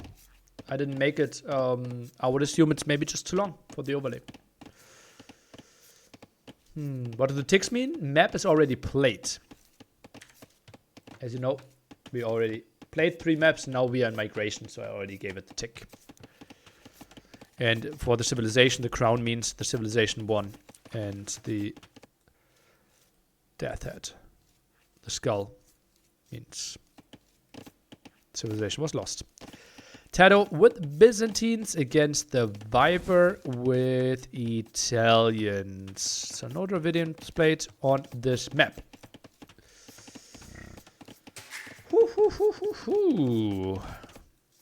Okay. 8 on wood here and 6 on wood there. This looks like Viper is playing a fast feudal, while Tado is going for the boom. Oh no, Tado has 5 on food. 7 on food? Yeah, Viper's playing fast feudal. Okay, okay. Interesting. Distance is really short. The question is, does he want to land through the center? Or does he think Tado is going for a landing and he tries to counter this? Let's see how this one will play out. Aren't Italians way better on this map? Let's think about the advantages for Italian.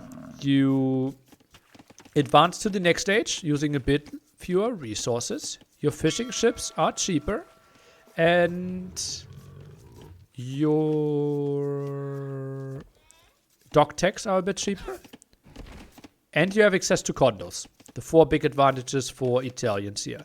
For Byzantines, your fire galleys shoot faster. So you win every 1v1 in fire galley, every 3v3 in fire galley, and that's absolutely massive. Plus, your land units are pretty strong if you were to go for it. Like cheaper skirmishers, for example, cataphracts that deal with condos. And you have access to Dromans. One of the craziest units that we have in the game right now. Basically the mangonel of the sea. And you get to imp using even less resources than the Italian player. So both civilizations considered to be top 5 on this map right now. Some people might think Dravidians is number 1. Italians are considered to maybe be number 2. Byzantines, Japanese, Malay are on the list there for them potentially.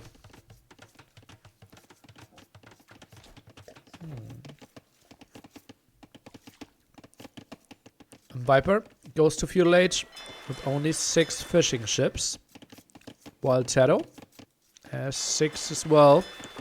No second dock from him. So both players a bit scared of some aggression. Have the Italians underperformed on migration during Warlords though? I wouldn't know. Who overperformed then? Certainly not Dravidians. Let me quickly... We have an overview here. Those are the win rates of the civilizations before yesterday. And we have Italians, 18% win rate, yeah. Only 2 wins out of 11 games. And Byzantines, 8 out of 13 wins. Okay. So yeah, underwhelming Italians for sure.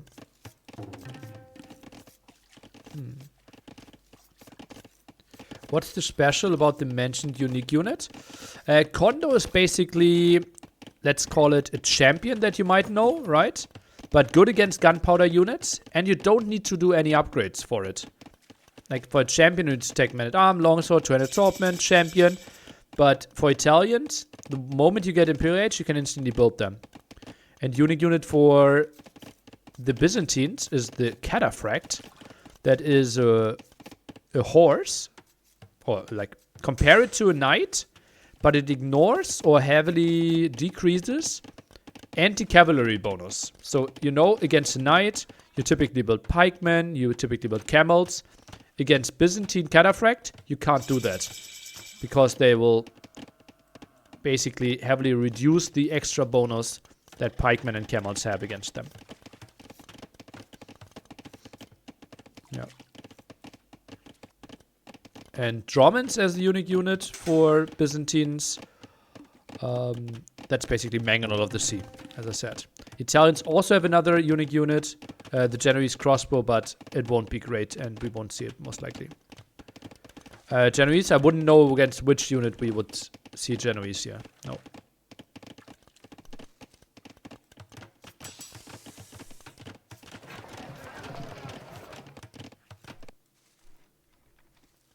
Against Katas? No. Katas are great against Genoese as well. Because Genoese are doing extra bonus against cavalry, and cataphracts have their bonus to not take extra bonus, or very reduced extra bonus. So Arbalests are better against cataphracts than Genoese. Why are Vikings never picked? Is it just because of lack of fires? Yes, indeed. MBL actually picked it in TTL. And I think we had Dowd pick it in TTL as well. Against running, I believe. Oh, that's a nice block. Oh, Tado. That was beautiful. But you just can't win. Any of your units doesn't win a 1v1 against a fire galley. Do you think the devs should reduce the Droman range? How does a catapult outrange castle? No, it doesn't. It is the replacement of the cannon galleon, right? So, I think less range, then you're suddenly completely naked. By the way, now you see why Byzantines wins the 1v1. Both players now going for the center.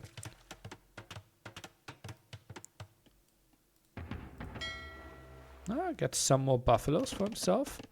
For his starting island. And Viper will be up to castle it earlier. 9 fishing ships against 9 fishing ships. Tado even adds a 10th one. Shorsh, heyo. Scout v scout. Tado tries to find a hill for himself. And then starts to yoink. No, Viper actually chills there for a second. Collect stop. That was sick. Never seen that before. What should be done to nerf the Droman?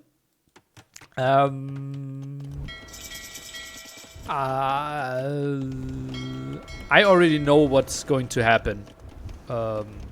So you can theory craft with yourselves, guys.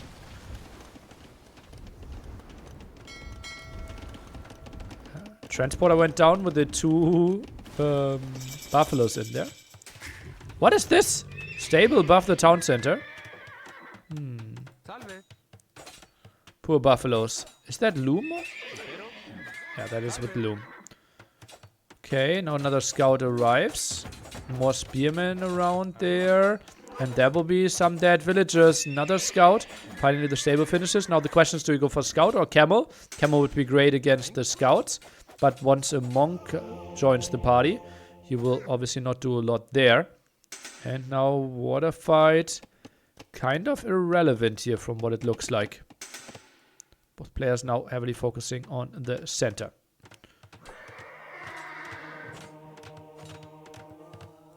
Ooh, gets the kill there. And now he could add a knight.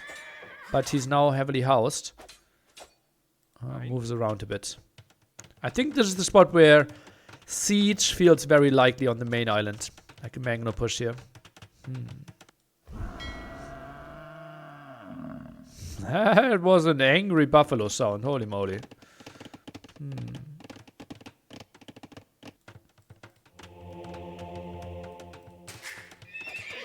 Light cavalry. Upgrade now. Monastery here. 2 villagers. Is it a siege workshop or is it a town center? Both are viable options. Go for the town center first. Okay. Viper, did he rebuild his transporter? No, he did not. So we'll keep his eco kind of split. Another fishing ship going down. He could get 1-1 now. Demo won't be enough for the kill. Okay, that one already. Basically eating 3 kills, like the demo, and 3 fishing ships. So 4, if you want to see it like that, which no one ever did before.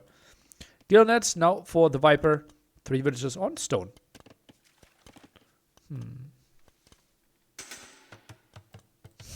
Funny dialogue there in the chat. We needed a demo there, and Tato is sending one. 10 fishing ships against 6. Not the greatest protection at this end, though. But nothing coming around. Tato, how well can he connect with his demo? Ooh, underwhelming. Only attacks 1 and the transport in quite some danger. Sends the knight around. Okay. Now that's something. Ooh, Viper. Double gate there, and Lightcav dies. Good job. Good job by the Viper. Scout obviously faster than a Lightcav. And Tato winning every water fight, kind of as we are expecting. Resource destroyed, therefore better for the Byzantine player. Now the siege workshops. Oh, Monk a bit on the open. Sends the villager in to maybe get a quick wall in. Oh no, that actually just was randomly passing by. And that was one scout going down.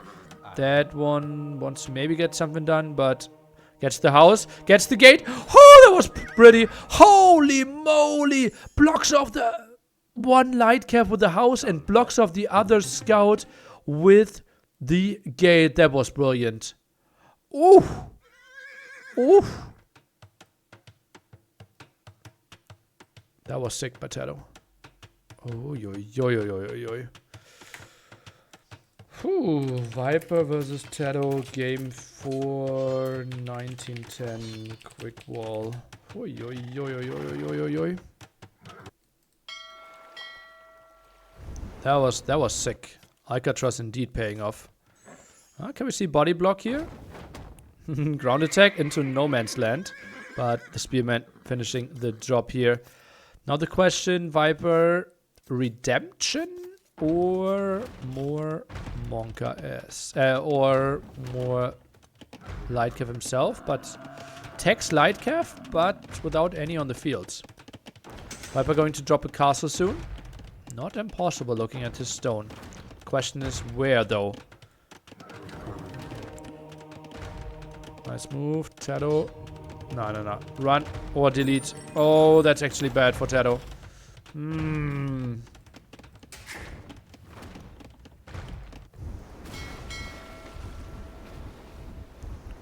Tato even winning this fight is around here, and Viper might lose quite a lot of fish here. No, no, no, has a unit around, although not really attacking. Oh, that's so good for Tato. That's so good for Tato. And keep still 2 alive. Oh, this should be dead with fish here. And arriving at the other side. Viper might lose all his water. He might lose all his fish. And Tato still has 10 fishing ships. Castle goes up behind this. And now the landing. With 2 Lightcav and a knight. This is looking good for Tato. Really good for Tato. And Viper, there, he will struggle to have a proper reaction to this. Might need a monastery himself then. More army coming over. Yeah, Viper needs a monastery ASAP. Otherwise he can't deal with that. Lost the town center. And Tato will just move back now. Knows that the castle will go up. Obviously this is stable, sees everything. Is there a chance that he lands with the 3 mangonels? Maybe in a wild world. And that's quite some worker efficiency decrease forced. Actually, mangonel landing. Tato is the sickest. Tato is the absolute sickest. 3 mangonels, 1 spearman. Oh man, oh man, oh man, oh man. Must be the earliest landing on opponent's starting island. I've been around to see tower rushes on migration, but yeah, it's special. Viper lost full water control. Tato is a beast. Absolute beast. I don't think Viper has redemption, right? So the 3 mangonel landing is actually going to be brutal.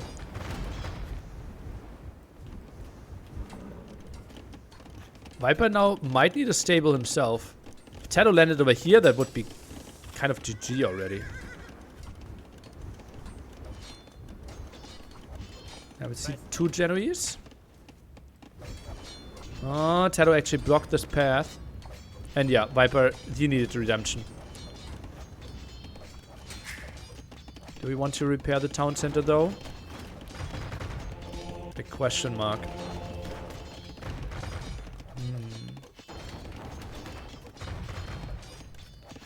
I realized migration was actually in Age of Kings. Oh, really? I'm actually really sure it's only Age of Conquerors. Together with Arena, Yucatan. I thought so, yeah.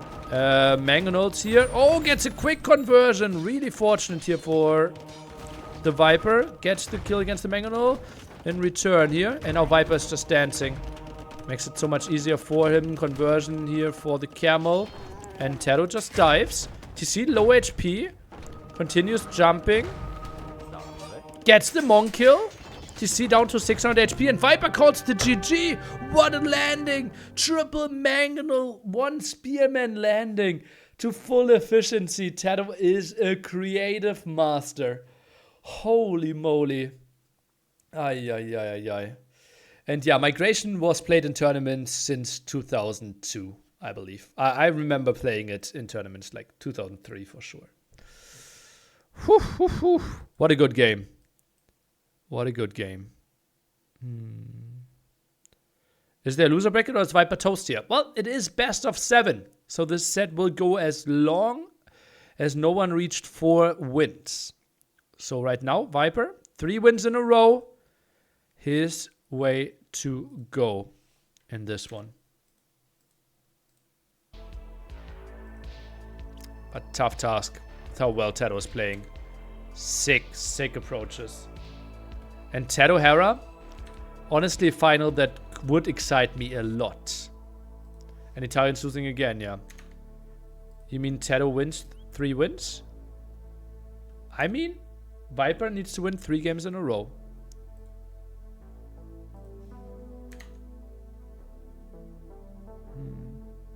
And there's no loser bracket, yeah.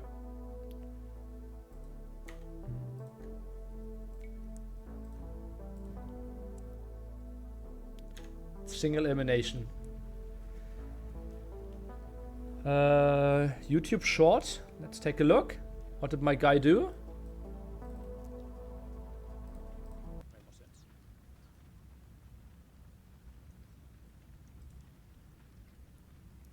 This is another berry stealing operation. Oh, I scrolled to the side.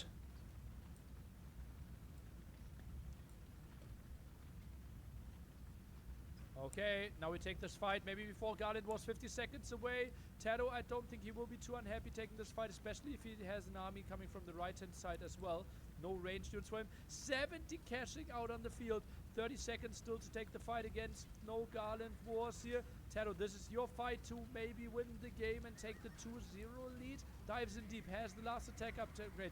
Viper still so far away, now has +2 attack. And in 10 seconds has +4 attack. But this was such a long fight with -6 attack. I think this is really confusing.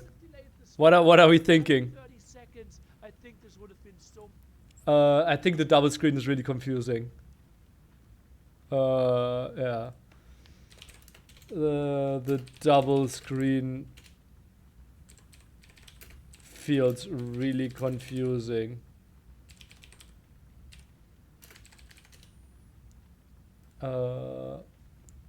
Like the upgrade extra screen though. But we'll play no matter what since there's a third plate match? Yeah. Border disputes next. Dravidians against Incas, 50 seconds to go.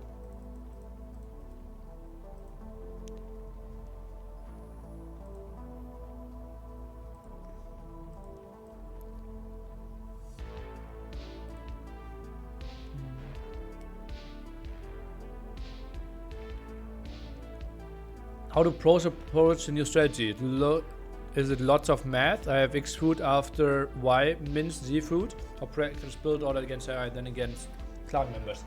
No one practices against AI. It's a lot of like, you play against each other and just think, okay, this is a new map. What are the timings? When could something be good? And what civilizations have bonuses for what you want to achieve? And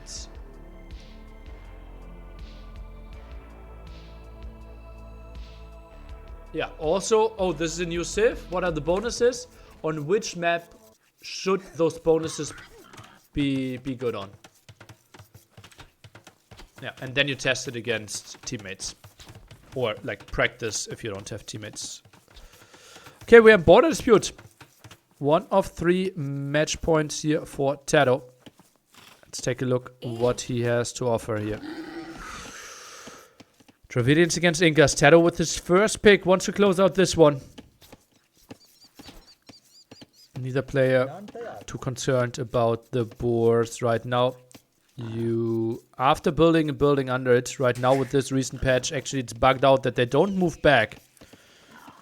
Works for tigers, works for like all wolves kinds, and for boars apparently. Terrible playing this maps like he has a plan. Yeah, well, Viper has a plan as well.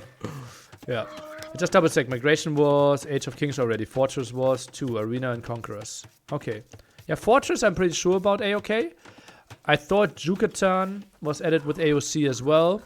I think Ghost Lake might have been. I think Ghost Lake might have been AOC. Just really long time ago.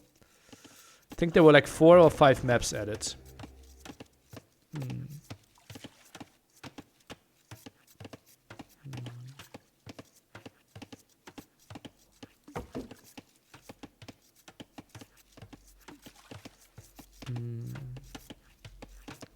Ghost Lake and Yucatan came both with AOC, and I think Arena, yeah. Gold Rush was AOK. Ooh, I don't know about that. I would think so. I would think so, yeah. I would think it's an old map, yeah. An old map, like AOC obviously maps aren't new either. Okay, let's focus on this game. Big one. Big one for Viper and Tato. Viper obviously needs 3 wins in a row. Tato, he has a bit of time to win this set. He used to be the guy that couldn't finish match points. One time, I think in 2020 into 2021. No, a bit later, 2021 to 2022. He lost 15 match point matches in a row. Feels like that curse is broken though. Also was considered to be the best player that has never won an S-tier tournament. That curse was also broken last year.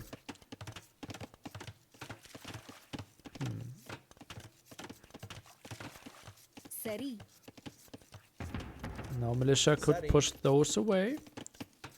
Tato could go for the boar actually. Oh, Viper didn't shoot with his town center. Tries to re-aggro. Oh, this is brutal. Has to try with a gate now, I believe. House would be optimistic. Nah, he can get a house in there as well. No, too late. The house is late. Now shoots the boar. Oh, that is brutal. Tato gets away. Steals the boar away from Viper under Viper's town center. That is so sweet for him. Oh, and Viper tried his very best. Was a bit late. Oh, Eagle a bit confused, but now gets to his TC. That's a good start. That's a really good start. And Eagle saved as well. That's so good. That's so good. Game 5, 5:30 war steal. Tato's on fire. Absolutely. Absolutely. Oh, now the counter dog even. Interesting. Man-at-arm tech for both players. Let's see what we can achieve here. Have I tuned into another smaller X Ever series? They are right next to each other. The map is called Border Dispute. And is based on North Korea, South Korea border dispute. So, that's the idea. And you can pick who you want to cheer for. The best Korea or South Korea. Where's the DMZ?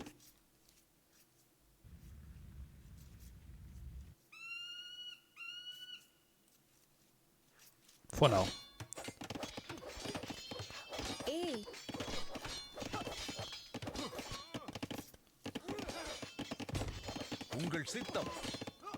Uh-oh. DMZ. DMZ though. Uh-oh. Uh-oh. I'm not sure if that was correct what I just showed. 3 villagers around. Demo. Oh, he's not sending it. Still not sending it. Does he not know? Does he not see? He doesn't know. He doesn't know. Oh boy, I'm scared. Archers around. Blocking over here. And Tero can't obviously move out. He sends an archer first. Once he sees it, the demo should be coming in any second. And here we go. Here we go. Tero delivers again. And Viper loses 3 villagers at this point. 4 villagers behind now. That was absolutely sick again. What a crazy move. And those even had some extra food in the bank. Oh boy, oh boy, oh boy. And I'm just sending my YouTube guys so many clips now. So sick.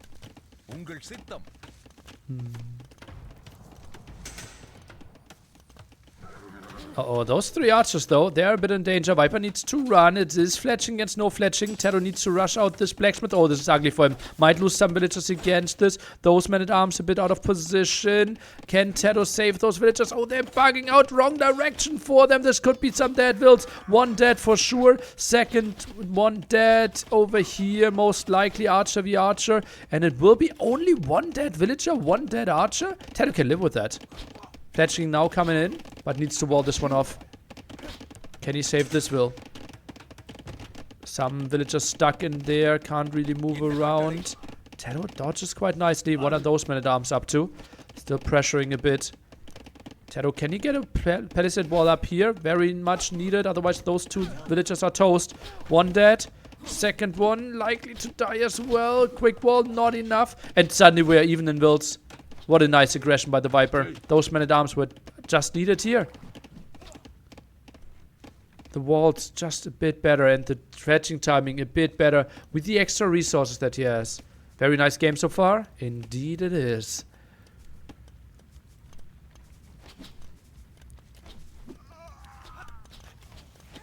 .24 against 24 Wild. Skirm against the archers. The archers of Tero moving away. Scout still finding lots of damage.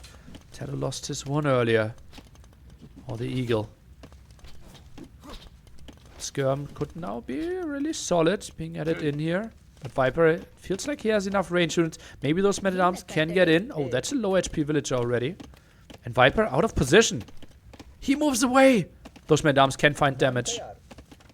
Maybe they can. Oh, that skirm shot was missed so badly. Tower at the gold. Also protects some of the farms. Tero not really on wood at all. 2 villagers on wood right now. Saka, welcome. Could be a dead scout. Oh, gets the archer.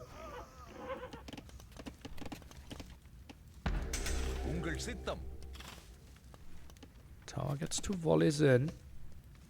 Tero's wouldn't come. Disastrous right now. And those men-at-arms walled out as well. Tero wants to go the long way. 1 archer, 3 skirmishers. Tero still with all his men-at-arms alive. Viper now knows better. If he wants to invest 1 demo against a villager, that's okay. I won't give you 3 villagers against this. Men-at-arm back at it again. Dying though. And that's a big group. 6 archers, 1 skirmisher. Tero doesn't have the skirmisher numbers here to defend. 1-1 upgrades though. Meaning his skirms will be nice. But Viper will have the hill advantage. Tero takes a big hit. Tero could move in here, I believe. Oh, this could be ugly. This could be ugly on both sides, actually. Let's take a look how good the micro is. Viper. Uh-oh. Uh-oh. Now we need the doubles. We need split screen here. Villagers taking the fight. Hill advantage. Archer could go down. Man-at-Arms forcing a lot of idle time. Meanwhile, Skirmisher lost here. We probably want to take a look at worker efficiency in comparison. Scared this away. One Man-at-Arm down against one villager. Army still chasing. Archer went down as well. Maybe focusing down the Archer here could be an option for Tado. But he just patrolled in because this one is still intense. And Tado lost a lot here. Viper in good control. He's not done yet. He is not done yet. Down 3-1. Yes. Down on the floor. Accepting defeat? No. One Archer. Look at that. With 1 HP. Still continuing to do the damage.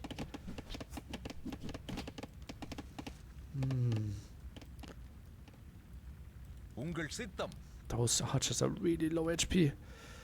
Trying to run away. Villager-wise, we are pretty even. Viper adds a second Archer range and can actually click up to Castle Age. Pretty damn sick. Tado's still only 1 Archer range. Now mixed in some Eagles. Those Archers are making it home. Healing them up in the town center feels very reasonable to me. Viper expanding. High HP units. Protecting the wood line makes lots of sense. Low HP units healing in the town center. Feels like a very reasonable option. 3 Archers in the center now.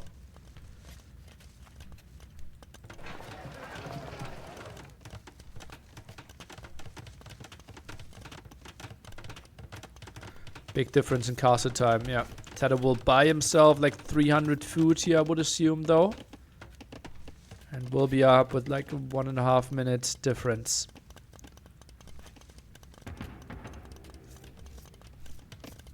And then is it maybe Eagle play? Eagle Skirm? Is that an option? Tado's best shot full feudal? Not really, no. Like Mezzo doesn't really want to play full feudal. Full feudal is a strategy that you typically play if you have bloodline scouts with upgrades, because then another feudal army has no chance. But Viper, if he gets a defensive tower up, full feudal from Mezzo is not doing anything anymore. And typically Eagles are one of the craziest units once you're in Castle Age. So you really want to wait for that. Plus, Eagles produce super slow in Feudal Age.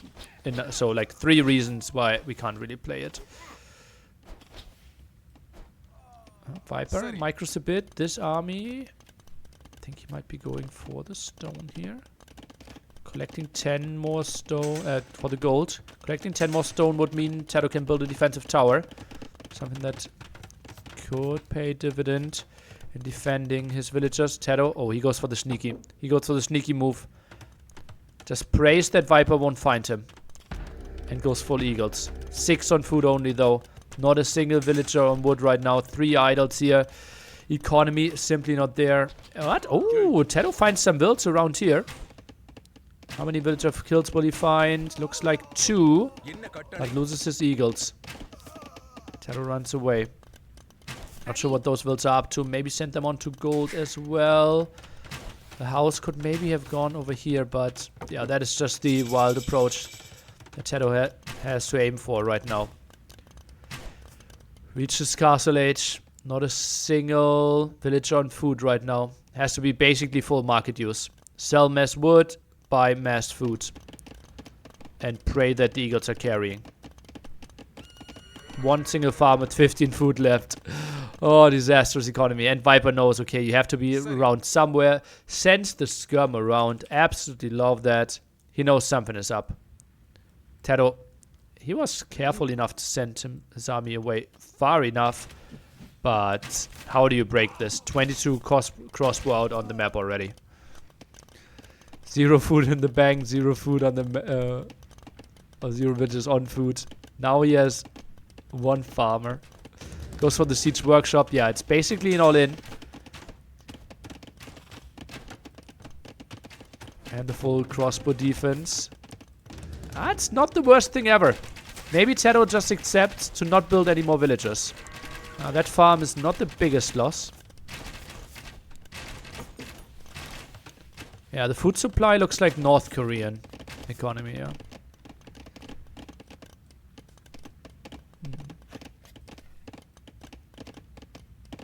It's more than an all-in.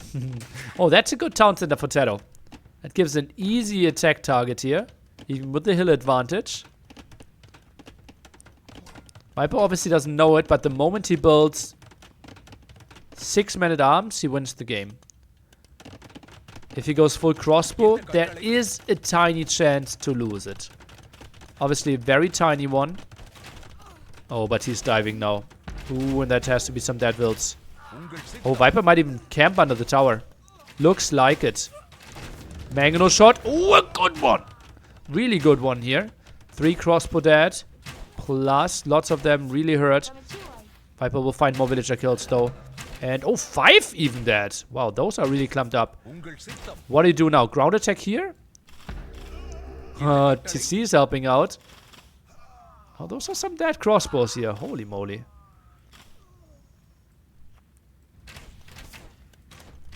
And Teto might feel some confidence again all of a sudden. Still 10 villagers behind though. And only 4 eagles out on the field. Not enough to cause a real headache. And Viper now with the siege workshop. Yeah, and he needed to pressure this area a bit earlier. Town center here, and the skirmisher finds it, but that's a good town center. Next to gold, next to wood, extra deer as well. I think Viper should even try to kill 2 deer. That's the best you can do in this spot right now. It's an aggressive bear here. Oh, eagles finding a good clear up against those crossbows. And all of a sudden, Viper, quote-unquote, only 20 pop ahead. But the moment we kill those 2 mangonels, I think the game might be over. Teto somehow needs to make a hold happen here. 1 villager down already. Reduces the chances of the repair. Viper, oh, getting out microed. Teto crazy in those situations.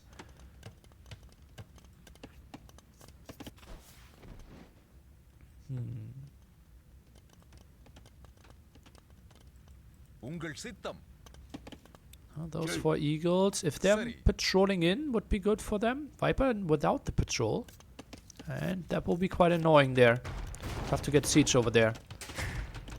See you getting repaired. Viper just wants to be annoying. Knows how good his economy has to be compared to Teto's. How much he harassed. And now he is over here and can block the gold quite easily. And this will be very tough for the Viper, for Teto to clear up. Has some eagles, but 4 alone won't do the job. Mangonel. The dance continues. Bit of damage against the crossbows. Still 17 on gold, so losing this is not the worst thing ever. Eagles looking to get a kill or 2. Some exposed resources here for sure. But villager difference increasing. Market being built in the back. That's an interesting situation. Well, has lots of gold there, so makes sense. Teto active here. Dodge that one. Tries to get a shot off against the villagers, but Viper active as well. Teto just passes by. Could find some villager kills on both ends. Those crossbow staying annoying. And Viper will actually see this instantly. This is good for the Viper. TC goes down. Oh, but those crossbows are still alive. And Teto sends back 3 mangonels? That is surprising. And look at that. Viper just sends some villagers back. Won't even lose a single one here, I believe. Yeah. Oh, and that's the end for Teto, I believe. Those eagles need to find more damage.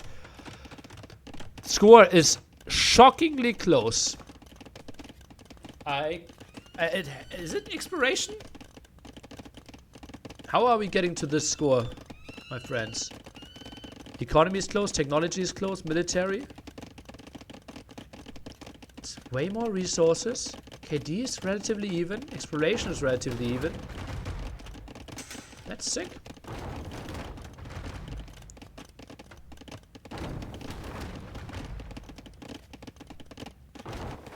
Villager advantage is massive.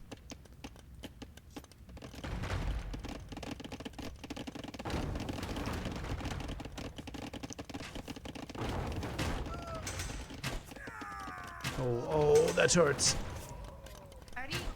How many dead villagers do we see here? Oh boy, oh boy, oh boy. 2, 4, 6 villagers dead. Maybe 5 only. Oof.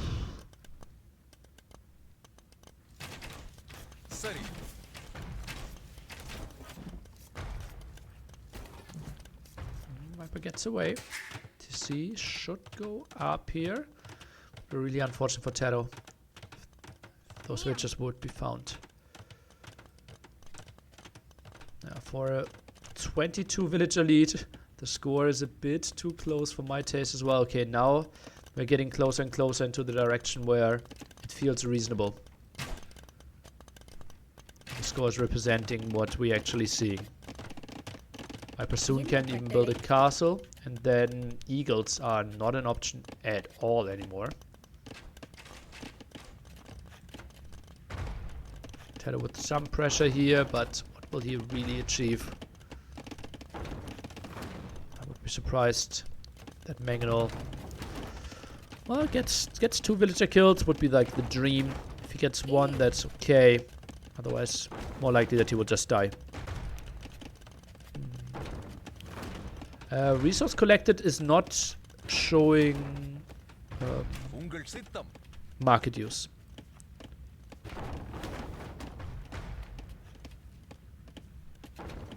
Anymore. No eco upgrades obviously will hurt as well, yeah. Used to be the case though. Viper just with the mass manual defense. And Tero, obviously he is still in this game. Like he looks at the score. Has to feel it somewhat even. Feels like, okay, I'm at 3 TC. I have a good civilization. If I can get to mass eagles in the long run. Defensive or aggro castle for the Viper? I think defensive makes way more sense. Yeah, and look at that. Goes for the defensive one. Why would he try to risk anything here? His economy is so good. A forward castle, like there's no position like a castle here. Kills 3 farms and a TC, that's it. Not a single villager dies, you're not really gaining so much control. Finally, this is being dealt with. Actually, uphill. You won't even kill a crossbow. Game is really slow right now. And I think it's mainly because the scores are misleading. And both players might think, okay, there's more like villager counts are closer than they actually are. But still, 0 eco upgrades against 3. Villager advantage now 25. Defensive castle will go up. Still lots of map control for the Viper at the site. Only thing that Viper is missing is kind of already collecting some of the relics. Oh yeah, he has the monastery though. And has 2 monks out.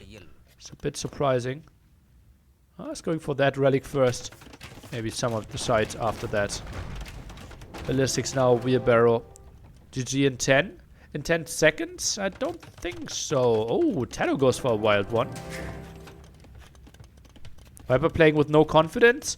Oh, don't confuse confidence with patience, my friend. Like, Viper knows that if he's not taking any damage, he will have the better economy. Therefore, Tero has to do the damage. Like, Viper is just annoying, running around. He is playing exactly how he should. Yeah, this is honestly like Viper played like this and won 20 S-tier tournaments. Exactly like this.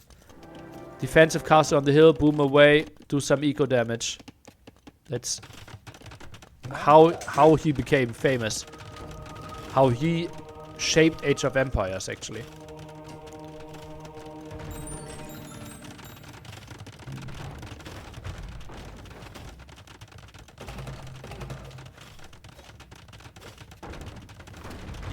Now we see a Rumi Swordman.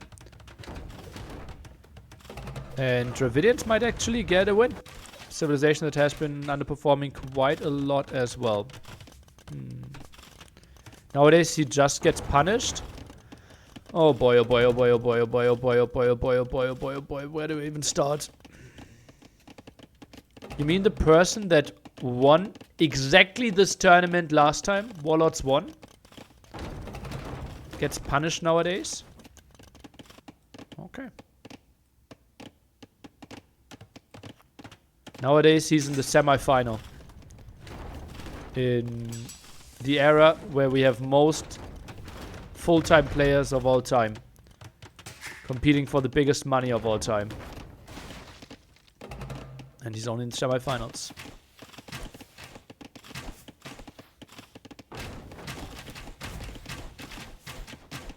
Yeah, if you started to learn Age of Empires when Viper was winning every single tournament, this has to feel underwhelming for you. That he's only number 2 in the world, yeah. When we had tournaments, spot for number 2, where the best players in the world played, and Viper was excluded.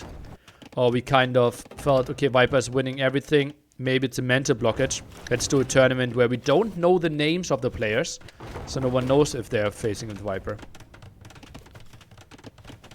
you think prize pools actually motivate these players now? Yes. Considering the extreme deals they get for streaming. Well, I think for Tato, winning the tournament is way more than, let's say, 3 months of streaming. Maybe not way more, but more than 3 months of streaming. So, I think that motivates them, yeah. For Villiser, it's more than he ever made with streaming.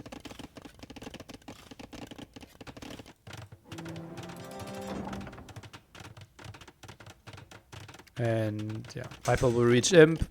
Tato will see the full caster setup. This game has been over for a very long time, and that's why we got very creative in our chat messages. Don't mind that. And Tato realizes, okay, this game is over. Viper defends the first match point of Tato, and that was Tato's first pick. So Viper may be on the way for a comeback here. Sets himself up to make something big happen. Comeback time? Potentially. Potentially. 2 games in a row.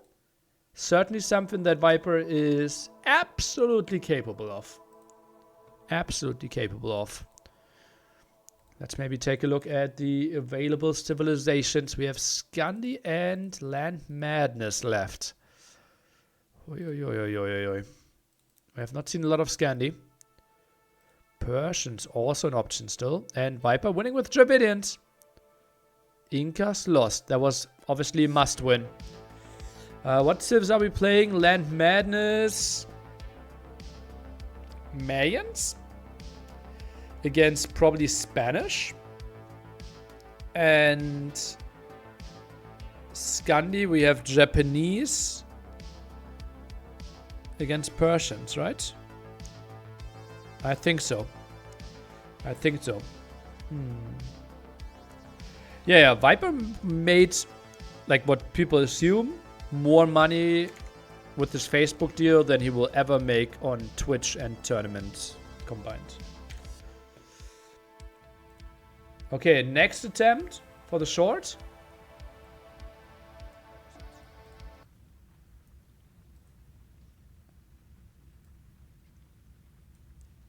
Okay, now we take this fight. Maybe before Garland was 50 seconds away. Tato, I don't think he will be too unhappy taking this fight, especially if he has an army coming from the right-hand side as well. No range units for him. 70 cashing out on the field. 30 seconds still to take the fight against. No Garland wars here. Tato, this is your fight to maybe win the game and take the 2-0 lead. Dives in deep, has the last attack upgrade. Viper still so far away. Now has +2 attack. And in 10 seconds has +4 attack. But this was such a long fight with -6 attack. Viper, if he could have delayed this fight another 30 seconds, I think this would have been so much more even. But Tato with a beautiful timing. What a great game. For a non-play-by-play caster, this was solid, no? Passing screwed Viper over? What? He had 50 cashings left from 70. How do you think the passing should have gone?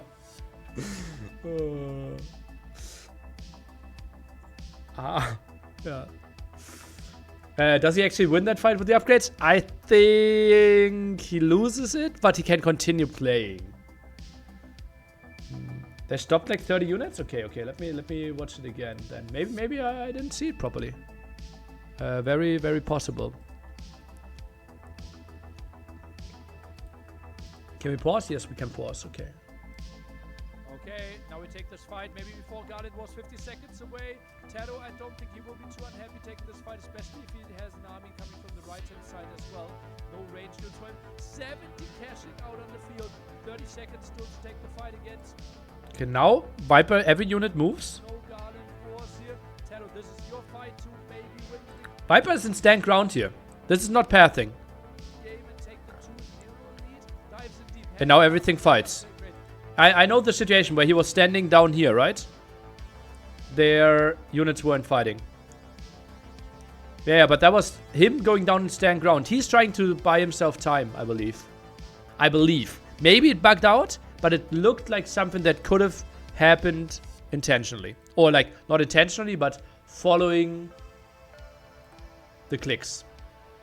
Yeah. I believe. Land Madness. What civilizations did I say? I said Mayans versus Spanish, right? Okay.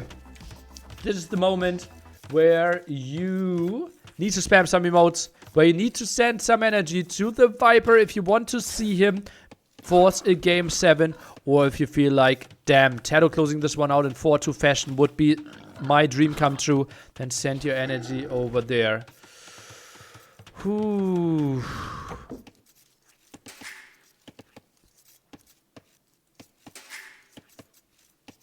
This is going to be really interesting. And Bet is in there as well. Why did the dominant Koreans withdraw more and more over the course of 2000? Coven Champion Grant and so on were the power. Chris and Schmöker Doubt were rarely able to do anything about it. StarCraft today, there's still a lot of Koreans there. Well, obviously most of the gamers have to go to the army, right? In your early 20s. And the army in South Korea is 3 years. And after 3 years of army, where are you going? In StarCraft, you can come back to a game that had millions of viewers on Korean television. Maybe let's high hundreds of thousands of viewers on Korean television. And massive prize pools. Age of Empires 2006, there was maybe 50k prize pool the whole year. 2009 had $10,000 prize pool. So you wouldn't really come back to this one. And Grant actually continued playing and won, I think, WCG in AoE 3. So he just switched the Age of Empires game. And yeah, some of them came back a bit and tried a bit. How many civs is too many? I think 14. I think the big problem with Age of Empires right now is that the civilizations are not diverse enough and that it's a bit of mishmash and people are getting overwhelmed with that. That's what I'm saying, and I love Age of Empires 4 for that. But then again, the most popular esport titles when it comes to the player base, League of Legends and Dota 2, have 100 champions plus with unique skills and unique stats, and it's not holding back people from learning them and playing them. So I think the issue would be a different thing. AU3, yuck. Well, there was a WCG. And Grant likes money, so why not? 2 years in South Korea, the army, and many go when they are 28 nearly. If you look at StarCraft 2 players, they go to the army is 26, 28. Okay, but then it's delayed because of their StarCraft and their job, right? For Age of Empires, in 2001, you couldn't say this is my full-time job. That's the big difference, right? So they had to go to the army. I know that there are a lot of StarCraft players that had to go to the army young as well, and then struggled to play StarCraft again. Because simply they were out for 3 years. Some very special people were actually allowed to go to the army and continue playing there. But obviously case by case. Okay, let's focus on this game. We have a Marian pop 19 opening going for archers. On the other side, we have Taro not on gold and pushing some more deer. So a scout opening here. Is the best number of civilizations from a tournament viewer perspective different from a tournament participation perspective? Yes. Players on the top level love the diversity. And hardcore viewers also love the diversity. Just newer viewers are getting overwhelmed. So it just heavily depends on how experienced you are. And it's just not too intuitive, right? Oh. Yeah.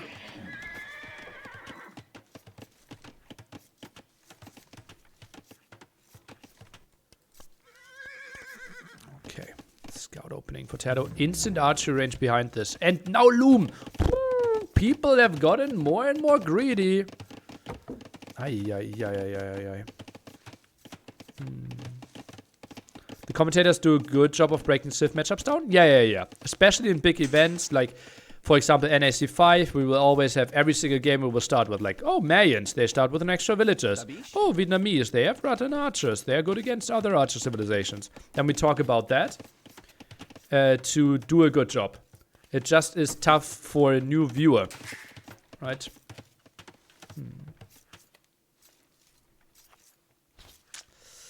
Oh, takes quite some hits. Away with 1 HP. Ooh. Oh, runs back at it again. Could lose the scout and does so. Oh, a bit of unfortunate thing here for him. Taro got both eco upgrades. That is crazy. Skirms out. Oh, doing some damage. Blacksmith will be late, but got quite some damage done already. Oh, barely any. 4 shots and barely got any hits in.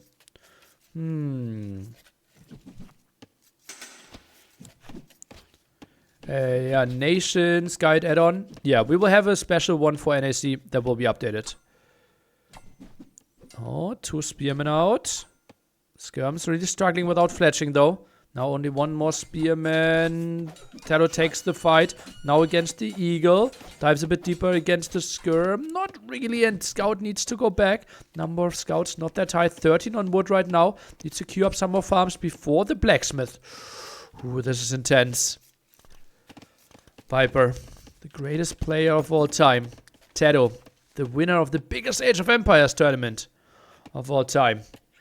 Clashing here deep in another $50,000 tournament. Both good friends. Know each other in and out. Practiced heavily against each other in this tournament. What can we expect? Nice micro. Something we can expect. Scout went in. Scout moves around. Takes so many hits and moves away. What is this great micro?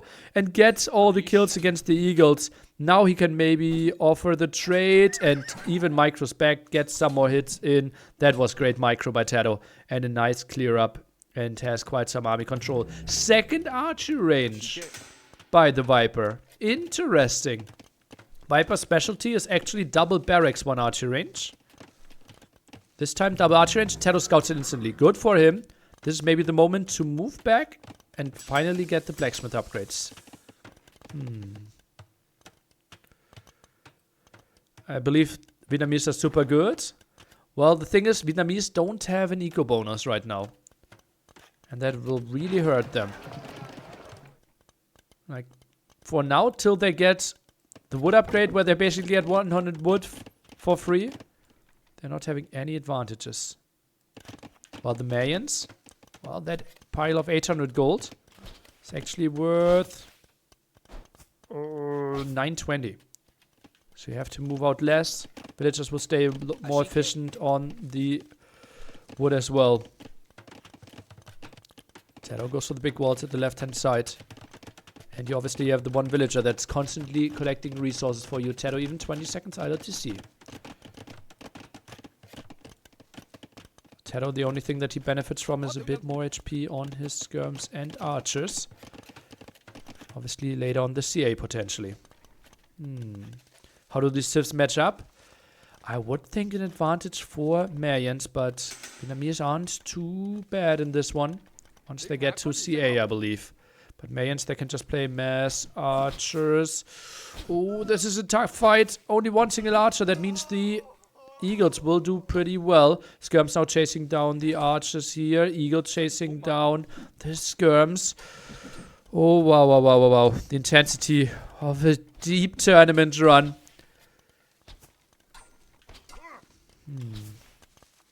They're under the dog shit, but even in a champ, it's just 2% better. You pick that one in a competitive play, obviously.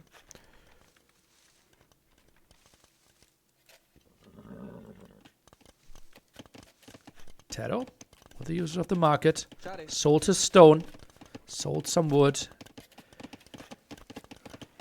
What is the plan now? I think a second archer range fits very likely. Now the armor upgrade. And Tato, he didn't want to contest this. Rather wants to sit on this hill. Second archer range. Makes lots of sense.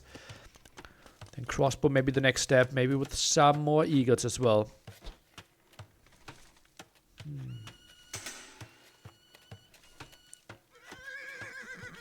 Viper wants to take this hill. Now on the way to Castle Age as well. And obviously doesn't want to lose his army. Decides to run away. Skirms chasing this, and Tato can't feel too unhappy with this. Actually added another scout. Now goes for bloodlines. So it will be eagle crossbow. Eagle crossbow. Yeah, it will be eagle crossbow here, but mainly crossbow. It will be knight crossbow from Tato's side, I believe. 9 on gold only, though. Wouldn't mind to see some more. Triple archery range. Just like he did earlier in the Tatars game that he won on Arabia. And now archer production stopped. So it will not be the knight plus crossbow composition. It will be full CA. And I think it's 80 HP for CA. I think so. If you have all the upgrades. And Viper is forced into a defensive tower. This is good for Tato. He knows he did some damage. Maybe get one archer and you will be fine here. Won't be given to him. Viper with quite some nice micro. Tato chills on that hill. More damage against the Spearman. Obviously a unit that has no impact in this game anymore. And now full CA. Husbandry, Botkin.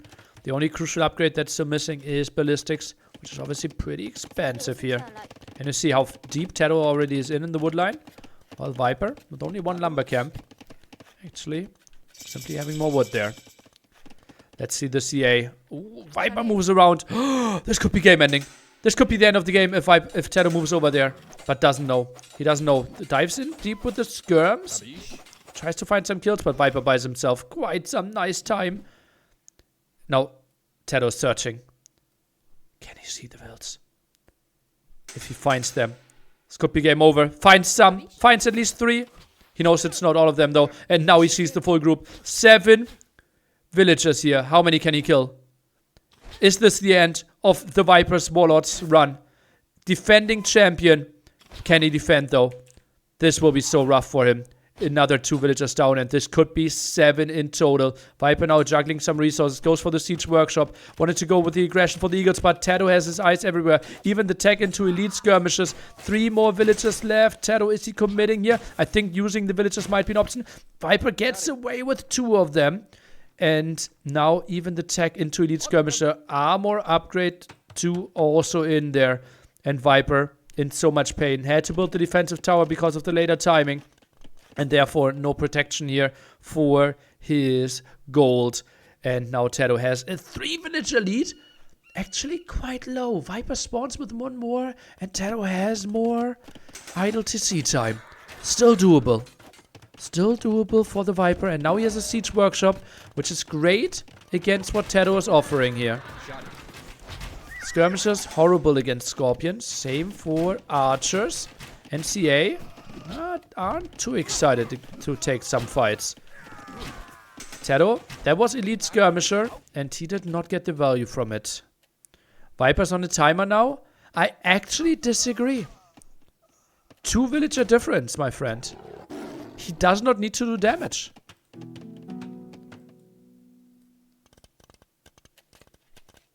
Yeah, he lost some vills, but he cleared up the full army. This is an even game. Viper is ahead in score. It felt GG, but it's far from it. Shot it. Those spearmen cleared up. Scout around. Tries to see where maybe some extra villagers went. Skirmishes now from Tado to follow this one up. Still one TC play from our Spaniard. And those CA not really finding the kills. Ballistics will make a big difference. Yep. But how can we afford it? Not a lot of wood right now. Tado would like to reseed some of his farms. Crossbows going over to the other side. How many skirms does Tado need to address this? 18 crossbows, 3 eagles. 8 skirms will be really good here, but needs to deal with the eagles first. Ballistics now coming in. And then Viper could be in some problems. Can he send the siege forward? 1 mangonel, 1 scorpion, more crossbow coming over. 33 crossbow in total. And Tado now collecting some stone for himself, so is thinking about the extra TCs. Viper already has ballistics. 11 skirmishers out on the field, only 3 eagles. So the mangonel is actually the hero unit. University here, ooh, interesting.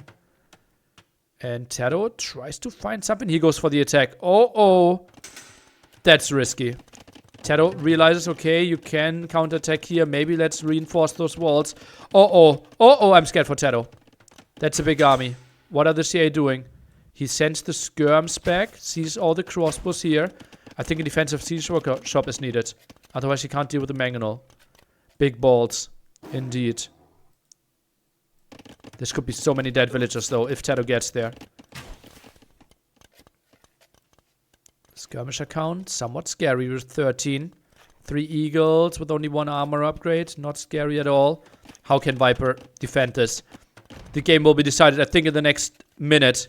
There will be so many dead villagers. We have 20 on the wood here. Tado positions himself nicely to block all this off. Could have been even better if he was 1 tile higher. But that's obviously lots of dead villagers here.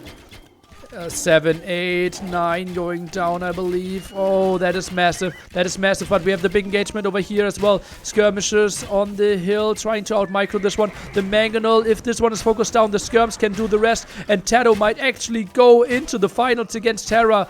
He has the population lead now here. This army is not cleared up. And all the crossbows are dying. And this was super important for the Viper to find the damage. Now 16 villager lead here. CA are chasing this one down. Skirmishes as well. Viper loses most of his army.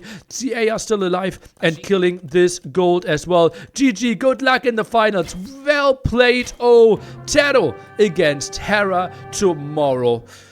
Holy moly. That is the dream final that I actually was hoping for. Oh, that is so sick. That is so sick. What a great set of games today. And Vietnamese even expanding to the 3TC play right now. Got so much damage against the mangonel. We kind of missed it because we wanted to see the big fight there as well. And that is simply Viper overwhelmed. Look at that. The mangonel. That is the hero unit. That and every single HP counts. 50 HP on this one. And look how methodically Tado, while doing all the damage here, is attacking this one.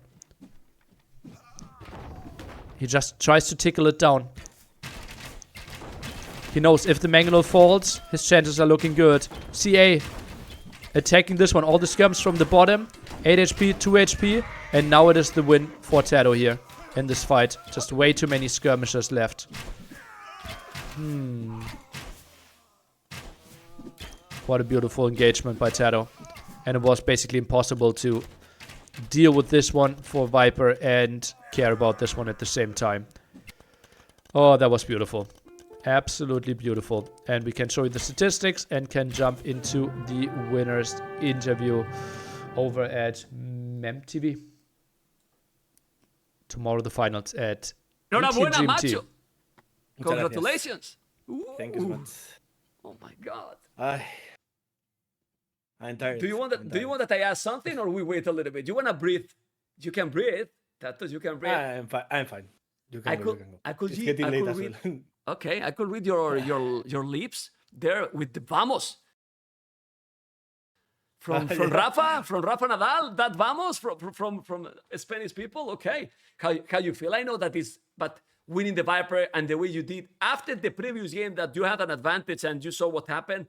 How is the feeling? How is your heart now going, Mr. Tato? Obviously, I'm super happy. Obviously, it's super tough to beat Viper, and I think actually I have played really, really good all the games. I'm quite happy with my performance today as well. Yeah, I mean, we really. I mean, if you lost that game number 5, we were feeling like you were on point, except that move that Viper went with Fletching. But let's analyze the games a little bit if you want, because Korean was insane. The one in Nomad, you didn't let Viper to breathe in the whole game. Yeah, I really That like was Koreans there. I really like Koreans there. I think also like the line of sight of at the start with 9 billiards is super sweet because you can find a lot of resources, and that helps a lot. And yeah, Koreans are really solid. I knew he was going to pick Bengalis to counter my Spanish, so I decided to use Korean theirs to see. I felt like Koreans will perform better there. the mind games. So at the end, you didn't pick a Spanish status, man. You were Spanish and you don't pick the civilization in the whole cities. What are you doing with our country, man? It's this disaster, man. I saved them for the finals. Yeah, okay. Hera is around, Tato. Hera is in the chat. I know. Okay.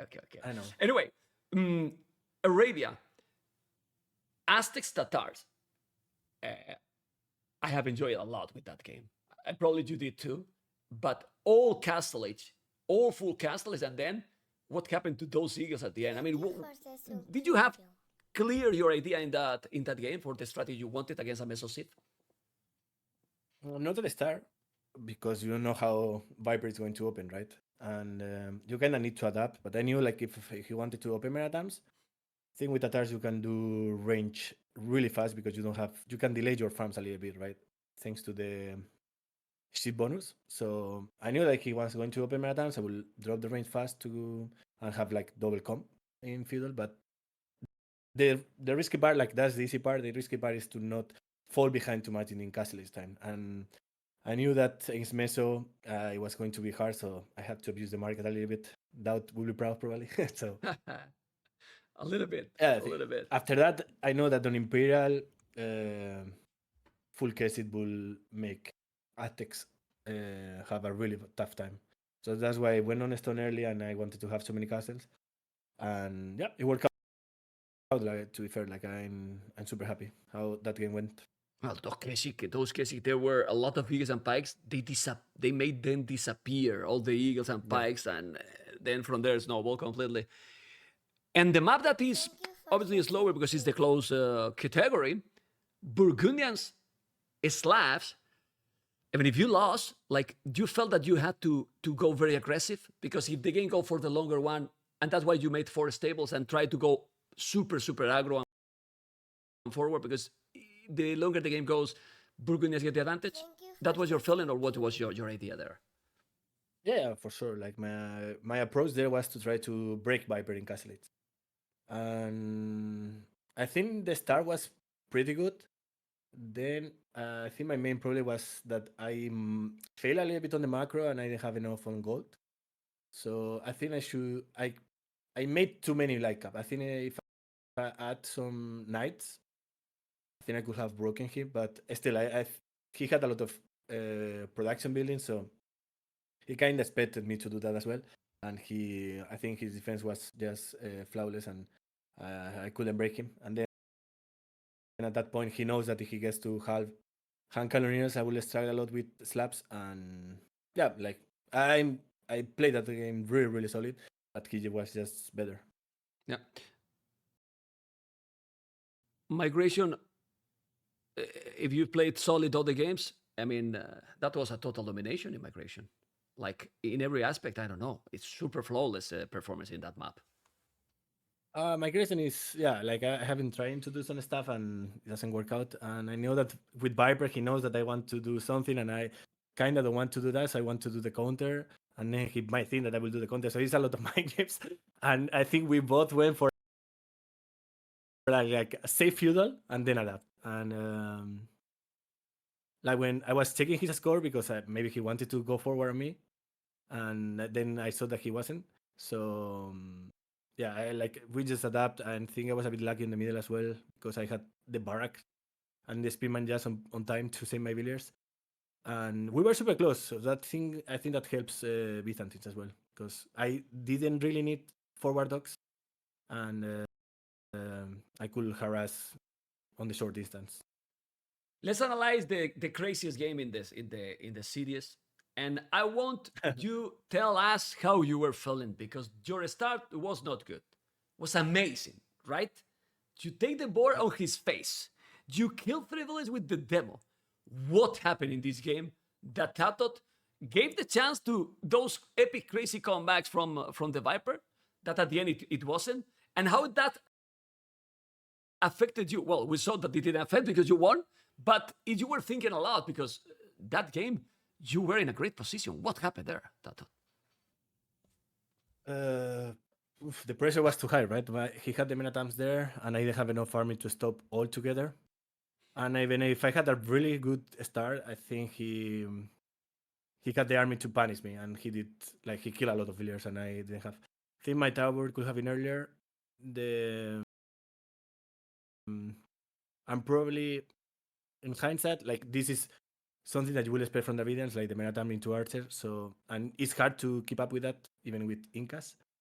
But so probably my lumber camp or my mining camp should be next to the. Like I need to find if there is like a wood goal together, so I can tower and be safe on both. And it was really, I think I have. Well, I have one, but I didn't think beforehand to do the lumber camp there.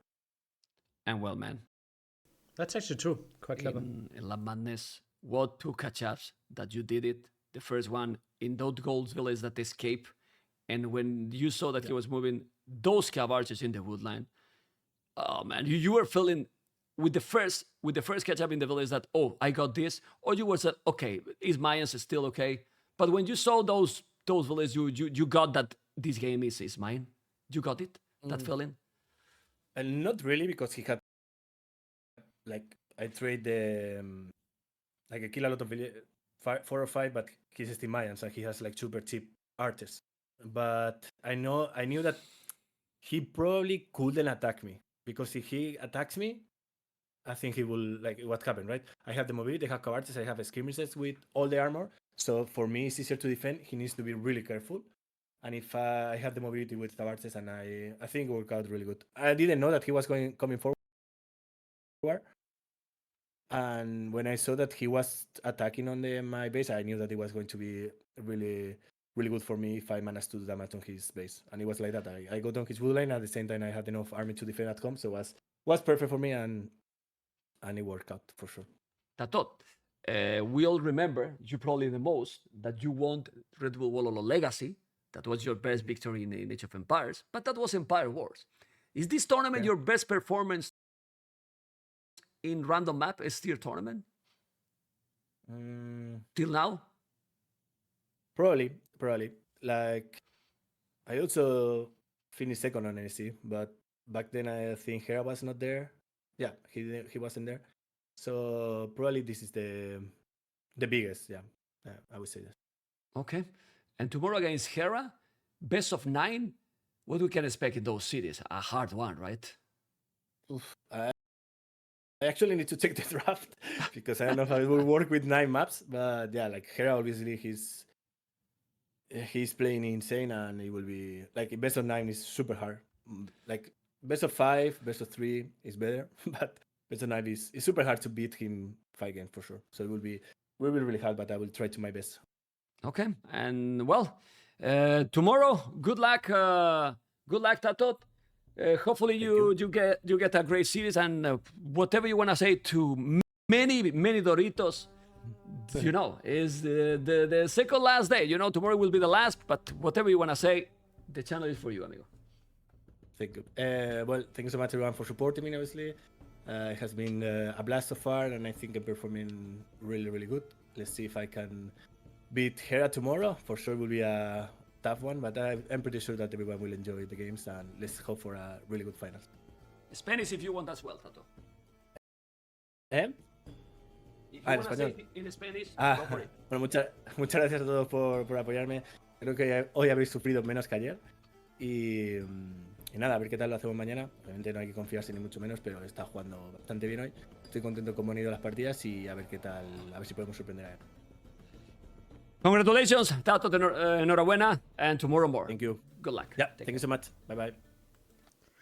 Okay, interview obviously by MembTV, also host of the tournament. If you like his work, go over and tell him.